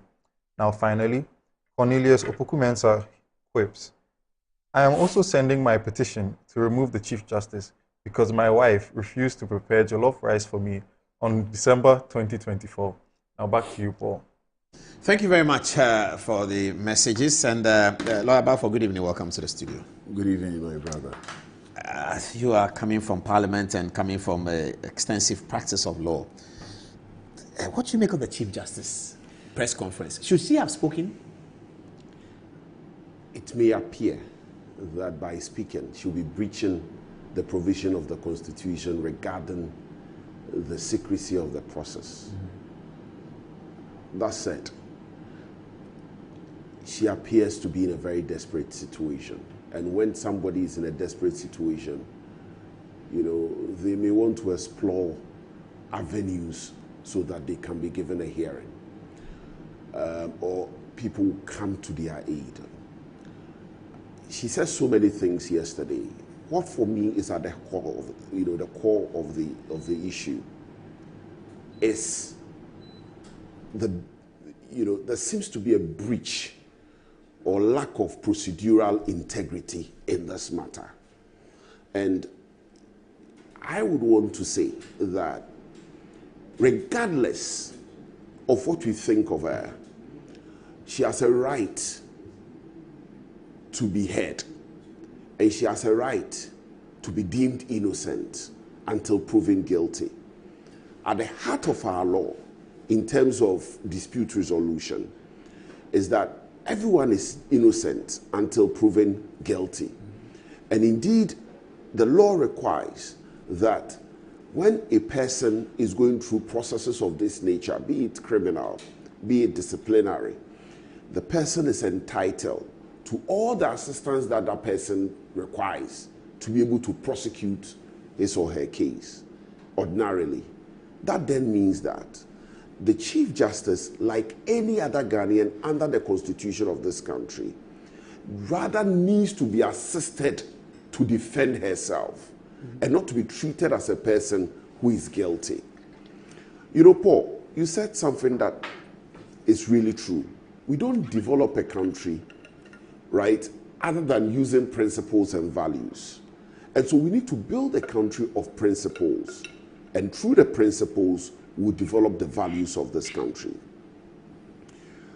You see, without the establishment of a prima facie case, this whole hearing wouldn't have taken place. What is that? When you look at Article 146, there's no need for the president to constitute a committee to inquire into the complaint until the president has established a prima facie case in respect of the complaint. In other words, the president deems it necessary for the Chief Justice to answer the complaint. And in answering the complaint, she answers the complaint before the committee. A committee of 2 justices of the Supreme Court and 3 persons who are neither lawyers, members of parliament, or council of state. And so that makes the prima facie determination very important. Break it down a little bit. What does that? Prima facie means president looks at the petitions, looks at a response and says, I'm not convinced. The committee must hear you. The president, together with the council of state, say that, look, in respect of this petition, you have a case to answer. You should respond to this in a more detailed manner than you have responded in your comments. And so go to the committee and answer it. That makes it necessary, extremely important, for the president to inform the Chief Justice whether or not the prima facie was established in respect of all the complaints or parts of the complaint. From the Chief Justice's account yesterday, she doesn't know which part of the complaint that the prima facie case was established in respect of. But she asked the committee. Paul, she doesn't have to ask the committee. If you go to court, it's a quasi-judicial process. If you establish a prima facie, in setting up the committee, you have to put me on notice that of all the issues that were brought against you, we think that as for this one, you should answer them. Don't forget, under the Constitution of Ghana, if you are a judge, you have some immunity. Under Article 127, those immunities are provided to ensure that judges can do their work in freedom without fear or favor or ill will. So they are there to protect judges. Some of the complaints that have been brought against the Chief Justice, right, are in respect of his work sitting as a judge, president of the Supreme Court, right, in respect of some of the matters that she sat on. And so if you have established a prima facie case, is it in respect of the complaint that concerns her work as president of the court in specific matters that she sat on, or other matters which are totally unrelated to her work, her work as a judge, but administrative duties? But you have to make her aware. Let me tell you why it is important you have to make her aware. In coming to the committee, there is a burden of proof. You see, not all cases requires that the petitioner must prove. When an allegation, for instance, is made in the negative, the burden is rather not on the complainant, it's on the Chief Justice to prove. And so if you make allegations against the Chief Justice and the President has found it necessary to say that I've established that there's a prima facie, it is important for you to let the Chief Justice know which of the complaints you have established the prima facie. That makes the Chief Justice, that puts the Chief Justice on notice, makes the Chief Justice prepared, right, in coming to answer it. But the most bizarre thing, which for me is sad, is that whereas the Chief Justice has not been told which of the complaints a prima facie case has been established, some government communicators have spoken extensively on this matter in the media. About the prima facie? About the prima facie, taking the complaint, the petition, and stated that in respect of some of them, the President established prima facie. In respect of others, there was no prima facie. So if the person who is going through this process does not know, right, which of the complaints a prima facie case has been established, but government communicators know about it, is it fair? It is not fair. And so for me, in my humble opinion, right, it really undermines the integrity of the process. And it is very sad that the Chief Justice of the Republic of Ghana should be going through this. No matter so without that, how I thought that would guide the committee's work. Is that not what? So she goes and they say that there are 3 petitions against you. Petition number 1 is from Paul Adumochi. He says that you don't come to work early. And the president has seen the evidence of Paul Adumochi, has seen your response, and thinks that you should explain yourself to the committee. Without that, what process are they going through? Paul, and that is what makes it bizarre. And so without further information, I am saying that what is happening undermines the integrity of the process. It casts the whole process in a certain light, right? That makes it seem not to be genuine. It appears that people are using the camera or the secrecy of the process to achieve a certain end without more. And that is why it is important for the issue that the Chief Justice has raised to be answered, particularly the absence of notice to the Chief Justice as to which part of the complaint or the petition a prima facie case has been established on. Without more, it really, really, really casts serious doubt on the integrity of the process. Look, I understand that the procedure which is being used or has been borrowed is the civil procedure rules. Yeah. And the Chief Justice thought that they should rather use the commission of the procedure, designed for commission of inquiries. I understand, I saw Mr. Tadiosori also, raising issues about the Chief Justice's position. Yes. As much as the committee is free, together with the parties, to agree as to the procedure to be used, right? I think that the commission of inquiry is analogous. And that for me should be preferable to the civil procedure rules, which is an adversarial regulation of our courts, adversarial regulation or procedure that regulates litigation in our courts, which is why the Chief Justice is saying that the whole process is very adversarial. My brother, even employer-employee relationship, right, matters relating to employer-employee relationship. When there is a hearing, when you go, you are told exactly why you are there. You are told exactly why. So she's not being told. That's why she's talking about Nebuchadnezzar? Yes, because a petition has been filed. That petition, right, there are 3 petitions containing various complaints. Those 3 petitions, right, the president says he has established a prima facie case on. The duty was the president and the Council of State have established a prima facie case on. There is a duty, a legal duty, to inform the Chief Justice whether the prima facie case was in respect of all the 3 petitions or parts of the petitions. So she will know how to prepare? So she will know how to prepare. It's a basic principle. So she's being tried in the dark? She's been tried in the dark. She's been tried in the dark. It's the basic principle of the rules of natural justice. I have to know what I'm up against. It helps me in preparing my case. It helps me in knowing the burden on me in terms of the evidential burden. It helps me in putting together my evidence. It helps me, right? Paul, even in the Garden of Eden, when Adam, right, went to eat the apple and God appeared and they said, and he asked them, Adam, what have you done? He gave Adam the opportunity, right, to answer for himself. That's the rules of natural justice. You should put the person on notice, the nature of the case you have against that person, which is why in civil litigation you file pleadings.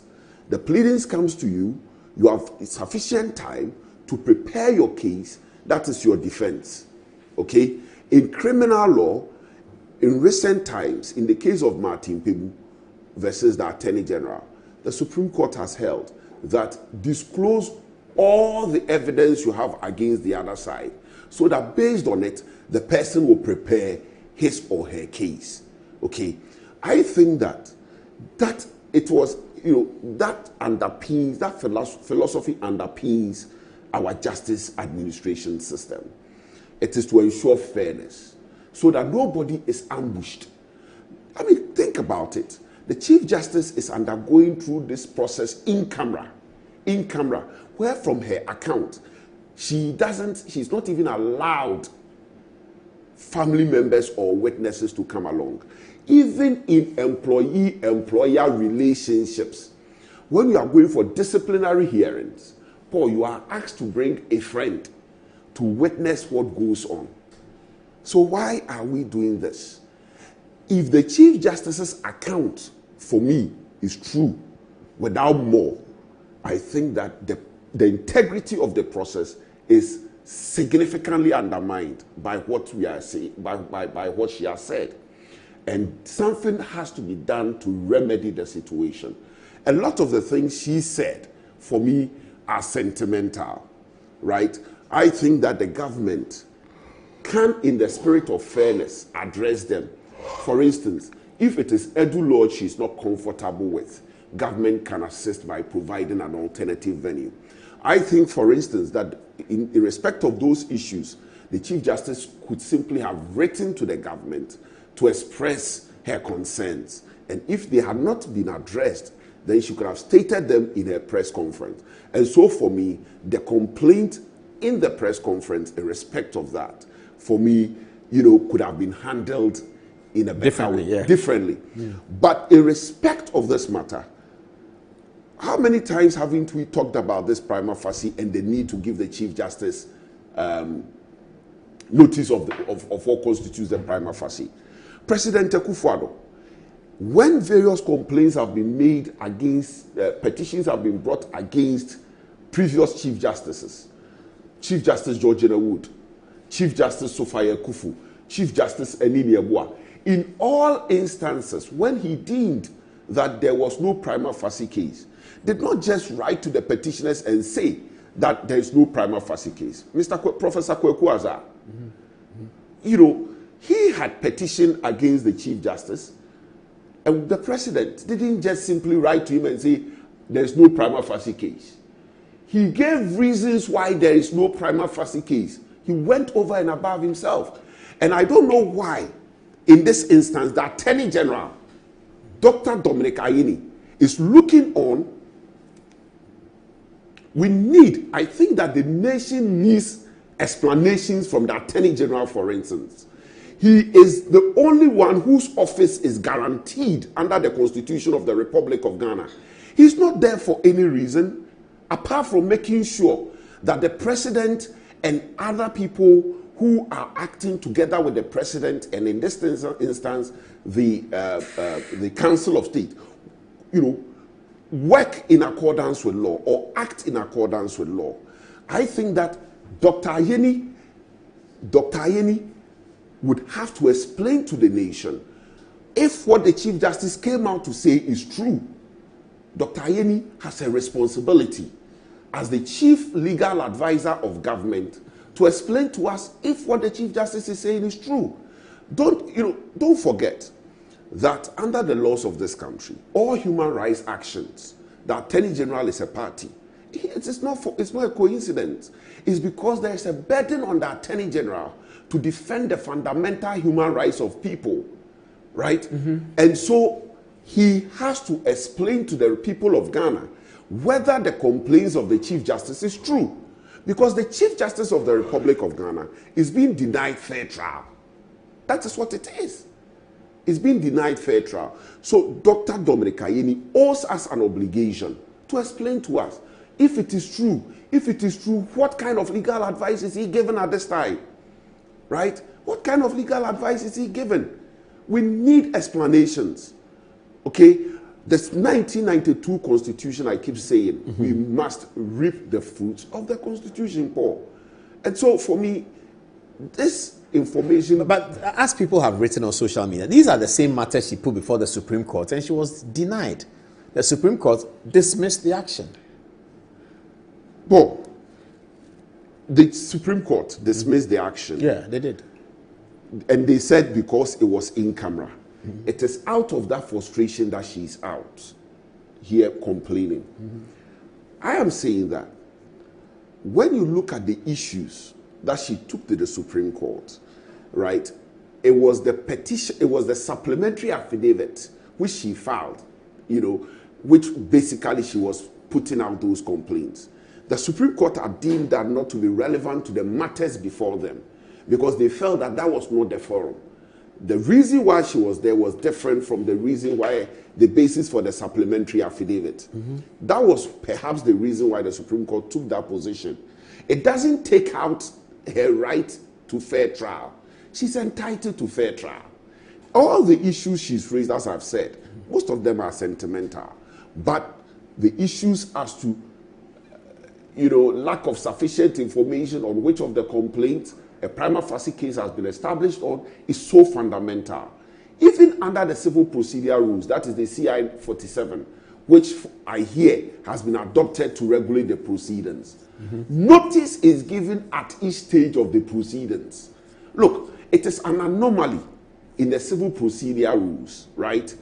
It is only in exceptional cases that somebody can even act without notice. And it is to ensure transparency so that nobody does ambush litigation.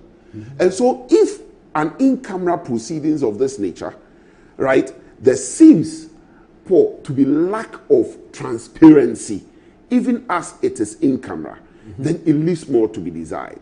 It raises suspicion, it leaves a lot of suggestions. And I think that the Attorney General of the Republic of Ghana would have to explain to us why this is happening, if true. Wow. Let's see what people are saying by the text message as we get in Dr. Zato. Kobe, let's start with you. People who are listening to Law Above, what are they saying? This is a very serious matter. What are they saying? Ransford Yaira says, but does it matter whether she's notified of which charges establish a prima facie? She already knows about all the charges, hence her initial response. She should be able to respond to whichever ones made their way to the committee. Anameboa.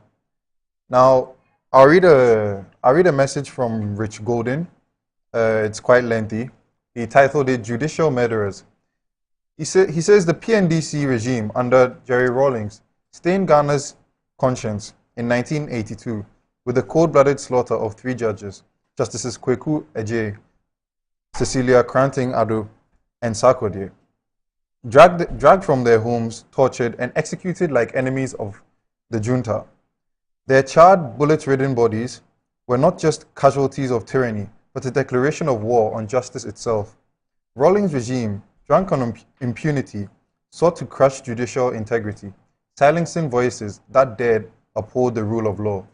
This barbarity exposed the PNDC's visceral hatred for a free judiciary, a truth etched in blood. Today, the NDC, PNDC's political heir, audaciously poses as defenders of judicial independence while replicating its progenitor's brutality. The orchestrated political legal removal of Chief Justice Gertrude Tokonu is not mere politics, it is a bloody murder of judicial autonomy, a gruesome reenactment of 1982's carnage. Stripping her of authority, they knife the soul of justice, mocking the martyrs they once silenced. No organization has butchered Ghana's judiciary with such chilling consistency. The NDC's hands drip with the blood of judicial martyrs. Their rhetoric reeks. To speak of judicial independence is to spit on the graves of the slain. The NDC are not reformers. They are executionists in democratic disguise, forever Ghana's darkest paradox. What do you have for us, Antoinette? Oh, quite a lot. We'll start with what Schiffman Osei says. He says, I have really enjoyed the law education by lawyer Bafo Iwa tonight. Frankly, the charges against the CJ are just frustrating and weird. And this is a clear case of give the dog a bad name and hang it. If the NDC can do this to a whole Chief Justice, where is the fate of the ordinary Ghanaian under this government. Our judiciary is indeed under attack, he says. Now, Papo Emmanuel says, listening and watching Justice Tokoni yesterday reminds me of a novel I read in my high school titled In the Chest of a Woman, written by the late Efo Kojo Mangwe. In the Chest of a Woman is not only an extension of the breast and the feeble heart, but a flaming desire to possess and use power. I just like the courage of the ladyship, Justice Tokonu, and I see some interesting days ahead, and may God give her the strength to fight to the end. Now, Eben Nawagata says, Lawyer Balfour makes law very simple and beautiful. He understands our civil and criminal jurisprudence. No wonder he is the member of the Honorable Society of Lincoln's Inn. Now, Nana Owusu says, Paul, recently my NP was removed from office in the UK, but initially hundreds of thousands of people signed a petition before the inquiry and later by-election was held. But in Ghana, a country of 30 million plus people, and only 5 whiners can remove a Chief Justice. Is this a joke? Moses Champon says, well said, learned lawyer. Where is the prima facie? What cause did the president see before forming his committee without letting the CJ know the prima facie case against her? They should continue to harm her, but they will not rule for good as long as the Lord gives her strength. Now, Ifoyebua says, may I know which constituency this gentleman represents in Parliament? He is very learned. Lawyer Balfour is the MP for Mainshore South constituency. Jacko Derrick says, it seems that the NDC is setting a bad precedent for the future, and Ghana will be the end loser in the end. Now, Nana Owusu says again that I thought the CJ's committee is inquisitorial, and if the so-called petitioners are not allowed to be cross-examined, and again, being represented by their lawyers who are not the ones who submitted those petitions, then the process is adversarial, right? He's asking Lawyer Balfour that lastly.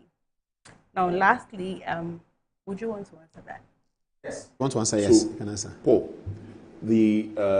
what was the question? Question again. He said, Nana Owusu said he thought that the CJ's whatever committee is inquisitorial, and if the so-called petitioners are not allowed to be cross-examined, and again, being represented by their lawyers who are not the ones who submitted those petitions, then the whole process is adversarial. Yes, then the whole process becomes adversarial, like what happens in court. But for me, that is not as fatal as not being put on notice the case that you are up against. Because look, if the person fails to turn up, right, and he brings witnesses, and the witnesses fail to testify to prove the case, then you have the upper hand, you succeed. But you should know the case that you are up against. Because look, assuming you are even, if what the CJ is saying is true, and I have no reasons to doubt her, subject to further information. Paul, if you are using even the CI-47, with the CI-47, before going into a matter, you set down the issues, right? And so if you are setting down the issues to be resolved or to be inquired into, okay, we should be guided by the prima facie determination. Because in the absence of the prima facie determination, how do we then agree to the issues that So you think an urgent question should be put to the Attorney General in Parliament? Yes, for him to come and explain? Yes, and I'm going to do that. He should come and explain to us, right, whether what the CJ is saying is true. But you know, these questions, whether or not they will be admitted to, is at the discretion of the Speaker. Or the Speaker can decide not to. Yes. And well, you may come against the headline of it's a prima facie, it's an in-camera conversation. Yes, because don't forget, recently we wanted to inquire into the dismissal of certain public officers based on the directive of the Chief of Staff. And the first Deputy Speaker simply stated that because the matter is pending in court, right, he will not allow the matter to be discussed. But is it pending in court? Some of them have sued the government. But you see, the interesting thing is that under the Constitution of the Republic of Ghana, We have parliamentary immunities. So there's no express restriction. Yeah. You understand? So you not have breached the sub judice, sub judice rule. The sub judice rule in respect of parliament is at the discretion of the speaker. However, because it suits the NDC, the first deputy speaker chose to use it as a carte blanche defense in parliament. To gag every member of parliament from talking about it. And so in this particular case, I suspect this is what they will do. And so sometimes don't even waste your time. However, you also have to do it for the public to know that, it's not a case that you are not acting. But I think that the Attorney General, right, if he's not giving the president the right advice, right, he has to make the prima facie determination available to the Chief Justice. Because, and then very respectfully, Justice Puaman and the other Supreme Court justices sitting on this matter, it doesn't matter what we think of Justice Tokonu. She deserves a fair trial. Yes. If you are using the CI-47, subject to further information, then you need to set down the issues for determination. And those issues will guide the Chief Justice as to the nature of evidence she has to produce to prove her case, right, or to dispute the allegations before the committee. In fact, the petitioners themselves will need that to guide them in terms of the evidence they themselves even need to produce to prove their case. In the absence of that, whatever they will be doing there is ad hoc. It's ad hoc. That's interesting. Yes, it's ad hoc. And it is not fair. Look, even the devil will have his day on the day of judgment. The good Lord will not throw the devil into the fiery fire simply because he knows that he was the devil in the world. He will give the devil a hearing, a fair hearing. Judgment day. Judgment day. It's a trial. It's a trial. And so, no matter what we think of a person, I stand for human rights, respect for human rights. You see, that is godliness. That is godliness. Oh, sometimes, you know what I say to my friends? I say, I'm sure if Jesus had appeared in Ghana and he was being crucified, would have had a lot of us who profess to be Christians shout, crucify him, crucify him. That's crucify what happened in Judea. In Judea. You understand? Yeah. But once we are Christians, okay, we should care about one another. And that is godliness. That's the legal view, viewers. That's the strong legal view advocated by Lawyer Bafwewa. But now let me bring in the political science view from the great corridors of the political science departments at the University of Ghana, one of the best departments that you can ever have in the world, producing Kofi Dry and Professor Michael Quay, one Speaker of Parliament, producing a Deputy Electoral Commissioner, etc. So, and also producing Professor Ransford Jampo. Dr. Zato is here. Good evening, sir. And sorry for keeping you waiting. That's Bafo has given us a legal. What's the political science view of this Chief Justice matter from the way you look at it? Thank you very much, Paul, and thank you for the good things you said about the Premier Department of Politics in Ghana. You are a great alum, and I know that they've done a lot, and the department continues to shape the minds of politicians and politics all over this country. This is the first time I've come here, and I want to thank you for we are sorry we kept you away so long. Yes. I almost fell asleep behind because it's past my bedtime. So,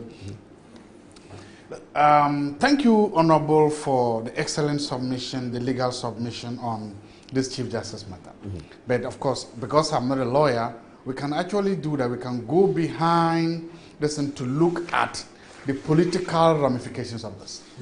Now, sometimes when you speak to some people, they make this argument simplistic. The former electoral commissioner was removed from office.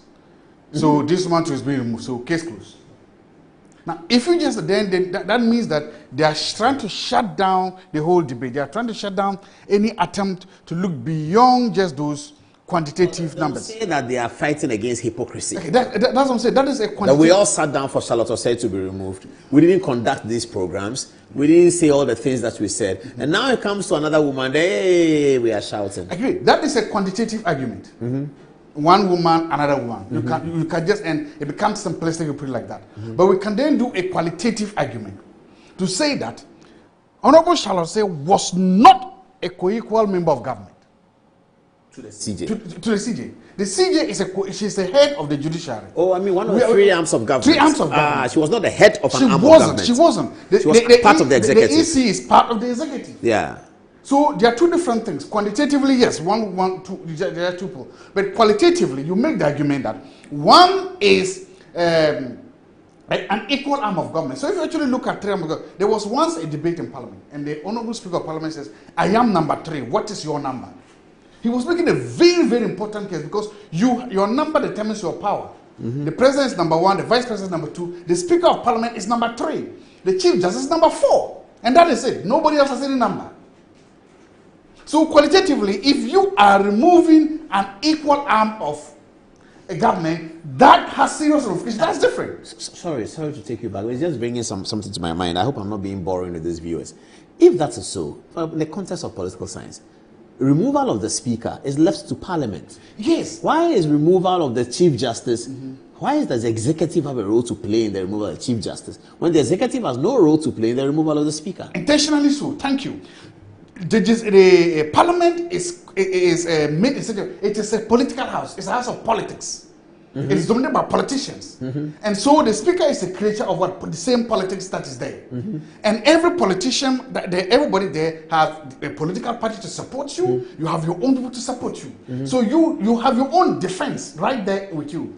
The executive have their own defense there. You don't just get up and walk. But the impeachment of the president, Parliament is involved. Exactly. Okay. But it's only, in fact, if you also then look at the numbers, number 1 and number 2 have huge political parties to defend them when there's a need. Parliament is legislature have huge constituents to defend them.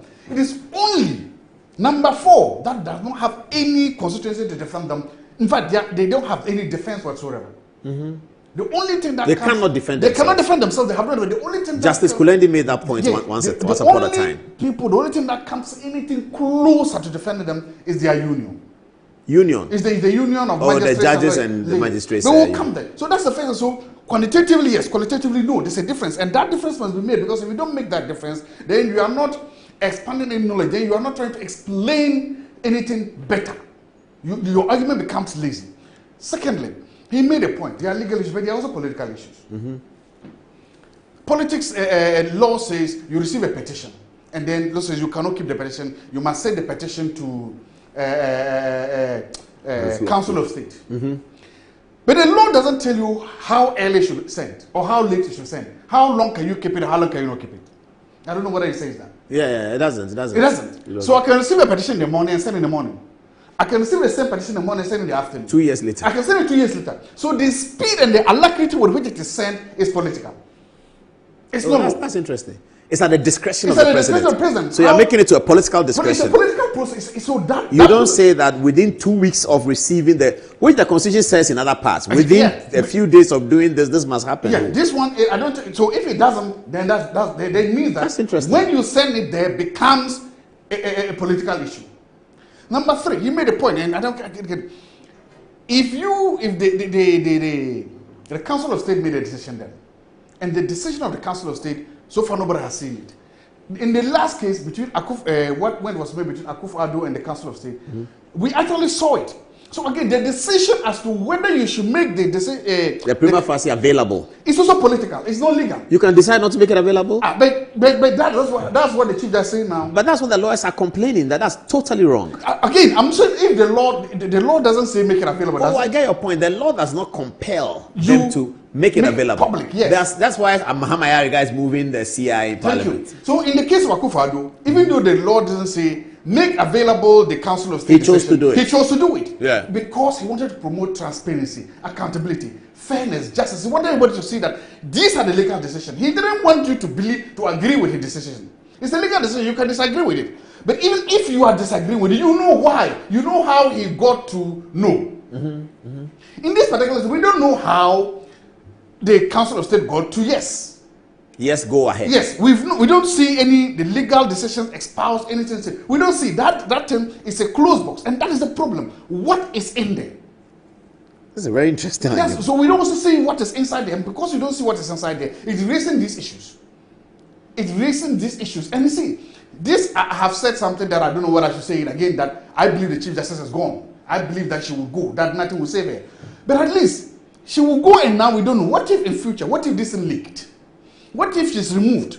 And then later something happens and this decision of the Council of State leaks. And now we're talking like, really? You remove Chief Justice because of these decisions?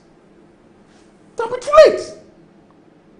But what if we see it today? Who are you blaming for this process? Constitution? The provisions of the Constitution? Discretion. And because it creates discretion. Remember, in politics and especially in public administration, a lot of discretion is given to policy makers.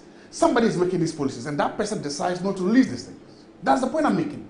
Who has the power to release the decision of the Council of State? It's the president. It has not happened. The question is why? Why hasn't it happened? You need it to happen so that we can add it to what we know. Do you attribute bad faith to it? I don't want to attribute bad faith because I don't know who is deciding, who is making this decision. Do you think it's a dereliction of duty? It's a deliberate political decision? It is intended to obscure the matters from her and make her prosecution easier, or is just oversight? All of the above. All of it together. All of the above. Mm-hmm. All of the above. That's interesting. All of the above. Mm-hmm. Because I believe strongly that inside the making of these decisions, I don't think personally the president wants to remove this woman. I don't think so. Because you see, it's going to be a very big-ish thing on his legacy. This is a legacy-defining president.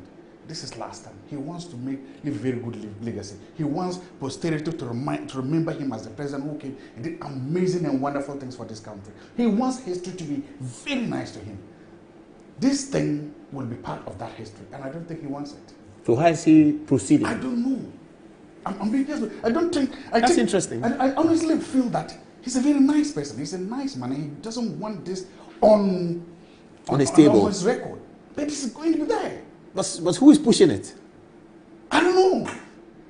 I don't know. Let me ask you, I'll come to for the legal. If this process has not ended by August, do you think that is beginning to soil the hands of government? Because I understand that the Chief Justice has a lot of witnesses to call, and they are very important people. I don't know who they are yet, but apparently they are very important people she's going to call into the committee. If this process doesn't end by, say, August, is it beginning to build the case you are making? Look, I don't think this was how they planned it. It was envisaged. It should have been a surgical process. Surgical. Quickly, done. Finished. And then we can move ahead to other things. Because look. But now it's becoming. It's almost being dragged out. It's an albatross. And every day, whether you like it or not, people are beginning to understand what at all. So the question is, what at all is inside this decision that is not being made public? Because, and there's something to be made. It's on record that the members, senior members of government have come out to even announce to us how the Council of State voted. Oh, really? Oh, we know that? Yeah, no, they actually announced. Majority votes, a high majority. There's a news report directly quoting the communications director of the NDC as having said that they all voted to convict except the former Chief Justice who abstained. Oh, I see. Yes, I heard that. Good. Yeah. So now, there's a question. Remember, I'm a Catholic. Mm-hmm. We just finished, we went to a conclave and we came out. Imagine you come out of a conclave. We are not supposed to know how, all we know is that Habamus Papam, we have a pope. Yeah. Now you are coming out to tell us that not only is there a Habamus Papam, but out of the 133 cardinals, 132 voted for Pope Leo. How did you get that information? So we know that information, but we don't know why went into the decision. So far, that decision, the media has reported it. The Council of State has not issued a disclaimer or a statement saying that, no, it is wrong, we didn't vote like that. So the only thing on record now is that this was what happened at there. Who gave them that information? How did they know it? The Council of State must have given it. I'm not saying that. Must have, because it's coming from them. So somebody in there, or somehow the information leaked. And that is where you can then begin to see what I'm saying, the process politicized. That if you choose selectively to make some information available, information that you know is in news to the whole process, why are you doing that? There has to be a reason. I don't know, but there has to be a reason. Politically, do you think they are doing that because the cases are not that strong? I'll let the lawyer... let me ask you the same question. If and I'll switch to Doc for politics very soon on the MPP and the Kufuor situation. And you are also a member of the MPP. You can talk about that, but you have to be wrapping up on that one. Please, if the process drags to August, from your legal spectacles, and looking at the vacation is when? End of July. End of July. So if by legal vacation, end of July, the process of the removal of Justice Tokono is still ongoing, and it doesn't look like it's finishing, what will be the sentiments from the General Legal Council, the Ghana Bar Association? I expect the Attorney General to comment on it at the Bar Association. At the Bar Conference? At the Bar Conference. By then, hopefully it will be over, maybe, well, I don't know. Whether or not it is over, I expect him to update us. Do you think that, against what Dr. Zato is saying, that there's still an opportunity for Justice Tokono to return as Chief Justice? I think it's premeditated. What is premeditated? Her removal is premeditated. Some people think so, yeah. No, it's completely premeditated. But today, Mr. Johnson Esiedu-Nketia has stated that the 3 heads of the Electoral Commission should be removed. Prior to the Chief Justice suspension, there was a media talk by Mr. Johnson Esiedu-Nketia, right, saying that the Chief Justice will go. And in fact, it's happened. The process has commenced. You see, you cannot underestimate the importance of Mr. Johnson Esiedu-Nketia. He sits in cabinet. He does, yes. He sits in cabinet. He chairs the ruling party. Exactly. And so he knows everything that has been planned. And so if he comes from under the sea to tell you that the crocodile is dead, then in fact the crocodile is dead. And that is what is happening. It's a whole plan. Remove the Chief Justice and then remove the EC bosses. But Paul, it saddens my heart. Let me tell you why I said it saddens my heart. Mr. Esiedu-Nketia, very respectfully, is an octogenarian in terms of Ghanaian politics. Okay. He's very experienced. He's not quite 70 years though. No, but real age. He's so it's not about age. In terms of his experience, quote and unquote. You saw how President Kufuor spoke to the MPP yesterday. Yes. I expect Mr. Johnson Esiedu-Nketia to handle things in Ghana like that. A real father, a real statesman figure. He is the longest serving party executive in the history of this country. Since the year 2000, he has been an executive of the NDC. He has witnessed the military rule. He has witnessed... He was a member of the Consultative Assembly. He was a member of the Consultative... That rose in the Constitution. Exactly. We need such figures to help us develop our democracy and not destroy the gains we have made. Paul, there's something which is emerging in Ghana now. Now, when presidents or governments take over, even state-owned enterprises, the executive directors, they clear all of them, right? And bring their own people. In some instances, let me qualify it. If this culture continues, very soon, governments will come in not only with their parliamentarians, they will come in with their judges, they will come in with their chief directors, the executive secretary drivers, exactly, post office master, exactly, Bank of Ghana governor. And do you know who is going to suffer? Their ordinary supporters. What it means is that for 4 years, when the new government comes, everybody is going to be unemployed on their part.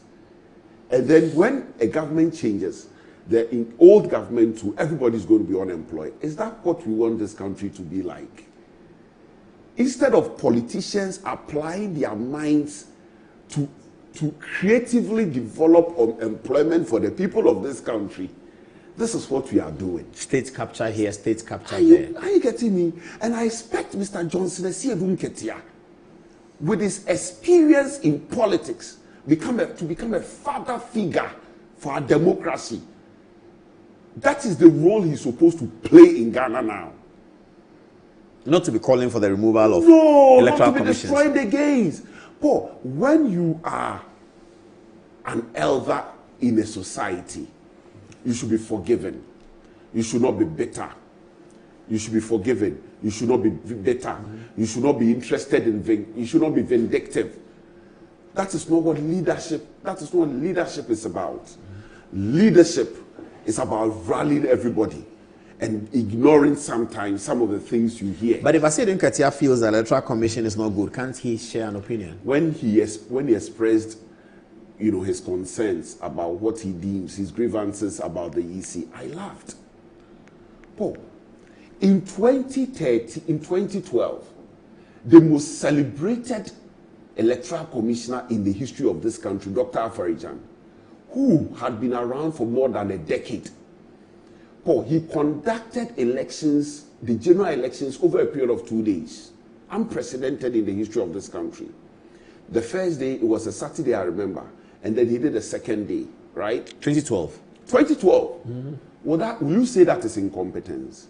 That notwithstanding, Dr. Afarijan is celebrated in this country. 2 days. Instead of 7th December, the elections ended on the 8th of December. Prior to that, the district assembly elections, he ran it over a period of 2 days. The same year, the year before, he did it over a period of 2 days. Was that incompetence? The Electoral Commission took office less than 8 years ago, right? Mm-hmm. Conducts elections. Of 2020. 2020 has a problem with one area. 275 constituencies has a problem with just one area. Or can that be incompetence? Is that the point they are making? The Yes, South? it's a South. But let But me ask that you. one draws in different kinds of parliament is in there, the attorney general's office is in there, the CI that comes out is in there. It draws out a few people. 2, he also makes reference to Ablekuma North. The undeclared seat. The EC has constantly said that they are ready to declare Ablekuma North. Give us security protection. Are you going to say that because the police has failed to provide security protection to the EC to enable it do its work, are you going to say that the IGP is incompetent? So I'm beginning to see like a quid pro quo over there. So get- then this is saying you didn't do SAL, so this one too you won't do it. Are you getting me? Mr. Johnson Esiedun Ketia, very respectfully, I'm calling on him. I've said this on radio today. He should begin to act like a father figure in our politics, because that's where he belongs to.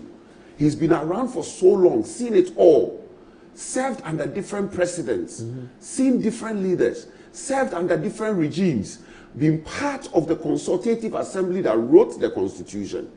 Paul, I am saying that he is in a position to mediate even conflicts within our democratic space. And that is the role he has to play. All these things are going to set us back. We should have a big heart. At some point, let us say that enough is enough. The research should rather be making sure that things of the past don't happen again. Let me get Doc in, but Doc, before you do that, let me just grab some text messages from my young people. Kobe, give us 2 text messages. Doc, you're going to speak about the MPP event, the one Kufo was, and the MPP date for Congress and all that. All right, so I have a message from Christian Washi. Paul, there was internal conflict within the accusations upon they engineered their own removal. Don't forget, they testified against themselves during the investigation process. Same cannot be said of the judiciary led by Tokomi. It is therefore needless to compare. Now, Iredu Boansi says, the NDC had agenda before assuming office. Listening to their chairman, I'm convinced by the reason why they did not allow non-NDC member to be a part of the Council of State. The chairman is pushing for a new EC to help him get the baton from President Mahama, thereby removing the CJ to make the process easy. What do you have for us, Anthony? Right. I think someone is making a correction to an assertion that was made, a reference that was made. Abraham Copper says, respectfully, the Leonard Senior aired in his reference to the case which he attributed to Martin Pewu. He says that, in fact, it is the Republic versus Eugene Balfour Boni, which is anchored in Article 19 of the Constitution, but it's about disclosures. I think this is like a quick correction. Samuel Ofosuba says, that is my favorite. I always listen to Atasasi Radio every Saturday morning. He is accurately right in his political contributions and opinions. Dr. Zato is an ardent supporter and follower of His Excellency. Let's hear more of him, Paul. And Chika Derry goes on to say that the doctor is really making a good point and we must learn a lot from him. Now, Rabu lecturer on the comparison between Madam Charlotte's case and the CJ says, comparing Madam Charlotte's case to that of the CJ is like comparing oranges and apples. The CJ is the head of the judiciary an arm of government, while the EC chair was head of a commission. So these two cannot be compared at all. Now back to you, Paul. Let's come to you, Doc. President Kufuor was at the MPP events yesterday to try and put things together. I think it's good for the MPP that seeing Kwame Pianim come to make an effort. President Kufuor said he wasn't built to speak, but he spoke out of his heart in guiding the processes. This January Congress of the party, is it, first of all, is it fait accompli? No, before you can go. Is it fait accompli, or could it change? Thank you very much. Before that, I just wanted to know something that you said about the General Secretary of the NDC. Yeah, of course. That is his opening statement in declaring his stand to succeed President John Dramani Mahama. That statement he was making, he wasn't making it to you and I. He was speaking directly to the grassroots of the NDC. He was looking them in the eyeball and said, look, I'm going to get the EC people out. I'm going to get the... Why is NDC grassroots because interested remember, in that? If you look, they hated... the NDC was able to successfully weaponize hatred towards EC. And it was one of the things that they used. Remember all the marches, everything they did. Talk to any NDC member, especially their grassroots, and they hate this EC with a passion. They hate the woman, they hate... Convinced that she's against them. They're convinced against them. So if you tell them that I'll get them out, it's like you're throwing red meat at them. And that is what the party chairman is trying to do. He's still reminding the NDC food soldiers that I'm still your chairman, I'm still your leader, I am with you. Power has not made me to forget about you. And I'm still committed to throw red meat at you. So he's making a passionate appeal to the party soldiers. He's thrown the first shots. So those comments were not made in jest. No, they were strategic, they were calculated, and they were aimed at achieving a political objective. He was speaking to a constituency. That constituency, the voters of the NDC at the grassroots. He was speaking to them, and they've heard him loud and clear. This guy will fight for us. That's what he wanted to make. Wow, that's interesting. If you come to the NDC, the MPP's January Congress, I think it will happen. And I January 31. Yes, I think it will happen. And the reason is that the MPP is trying to use that to address a problem. You know, sometimes we have solutions chasing for problems, we don't have problems chasing solutions. In this case, the MPP realized something very quickly. Political parties are very vulnerable when they're having their own internal elections. That is the most vulnerable they are. And so they understand that the longer distance drags on, the more vulnerable the party becomes. The MPP has come to the longer distance drags around, the more the MPP tears itself apart. And then if you are coming up against a very formidable opponent like a ruling government, you need to not do that. Secondly, the MPP seems not to have a leader right now because even the national chairman is unwell. Yeah. It's not there. So there is a vacuum. Life and politics hates vacuums. So who speaks for the party? So what the party is trying to do is that get a candidate that everybody can rally around. Remember, if you look at His Excellency Dr. Bawumia, he just had about one year to campaign the last time. Yeah. While His Excellency John Dramani was basically campaigning for 3, 4, 5, 6 years. It mattered. We saw that in the final results. Yeah. So what the MPP is now trying to do is to undo that. Is to try to regain that. Give an advantage over the NDC candidates. So you've been campaigning longer. And remember, as I said, Johnson Asedi has seen that writing on the wall. That's why he has not started. That's why he started. You've seen, those two are correlated. I'm not saying there's I get it. Because he's seen that by January and then MPP have their candidate. We don't have a standard bearer. Somebody who and he'll be on the ballot. And he'll be on the ballot and they will rally around him. Once NDC cannot do that. Because they have to wait. You have to wait. If you elect a flag bearer in next year, you just make the president a lame duck. So you can't do it December 27. Exactly. So by that time, so Joseph said it's like a relay baton, and he's already seen that by the time that the baton will be given to him, if he wins, this is how much ground the people would have covered. So he has started that campaign. So if you look at the leaflets, that's what they are both posturing. So that's what the NPP wants to do. They want to say, look, it's going to be difficult, let's make it surgical. Let's give power back to the grassroots of the NPP. The grassroots of the NPP are angry. How are you giving power to the grassroots? By asking them to elect. They're going to decide, yes. You're simply giving power to them. The minutest unit of the NPP is the polling station executive. There's no more grassroots more than that. So to tell them that you have the power, elect your flag bearer, is just giving back to the grassroots. So when people say this is a top-down approach, I don't understand what they mean by top-down. Top-down, they mean you didn't elect police station executives first. The police station executives are already elected. They are already police station executives. And they are within tenure. Yes, but I don't think their tenure is over. No, they are within tenure. They are within tenure. January 31st will be within tenure. Exactly. All of them will be within tenure. Yes. So you are telling them to do the job that they were elected to do in the first place. So it's not outside tenure. It will mean then that in one tenure they may have elected 2 presidential candidates. Yeah. But again, when one tenure elects 1 presidential candidate, that is because it's 4 years, 4 years. That's what's happening. It doesn't mean that. So first of all, you are not breaking any law. 2, you are not taking any power away from them. You are not. You are not saying that police station executive used to what? Elect the flag. Some people feel that the polling station executive today, the electoral college today, belongs to a particular candidate. I don't know how a party's electoral college can belong to one person, but some people think it belongs to a particular candidate. So let us change the electoral college before we get to the... And then give it to another candidate, right? Well, let us change it so it doesn't go to anywhere. See, the leading contenders... Balfour doesn't want to speak, I understand that, because it's very controversial. The leading he's a voter, he'll be voting in these processes. The leading contenders in the primary, they've already faced this electorate before. Yeah, they have. You face them. Yeah. And you've been campaigning or you've been in touch with them for the past 3-4 years. So they shouldn't be anybody's candidates right now. If you went and you faced them the last time and you are facing them again, so it means that even if you lost, you've had about 2 years now to make up. If you won, you have 2 years and now. You may have an advantage because you can tell them that, you see, you voted for my friend and he didn't win. Yes. So come to me. So this is an advantage, but the point I'm making is that if you want to lead the NPP now, and this the grassroots, they know you, and these police says they don't know you, they have no business to lead the party. Because that is the nucleus of your party.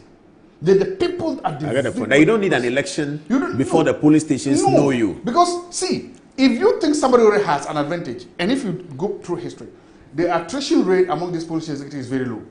So they've been there for long. They've been there for long. That's true. They don't change much. The attrition rate police station executives don't change much. That if you check, actually sit down and you do a math, you realize that the attrition is about 20%, 10%. Almost every community you go, some of them are grandfathered. Some of them, they just give the slot to this house and this house decide. And there are people who have been chairman for like forever. So the attrition rate, so if you were waiting that there will be a new change, no. It won't change that much. If you compare register upon register, you may only see about less than 20% change. And that's not so. Very interesting points you're making. So if you do that, it's not even going to help you. What will make it worse is the amount of money spent.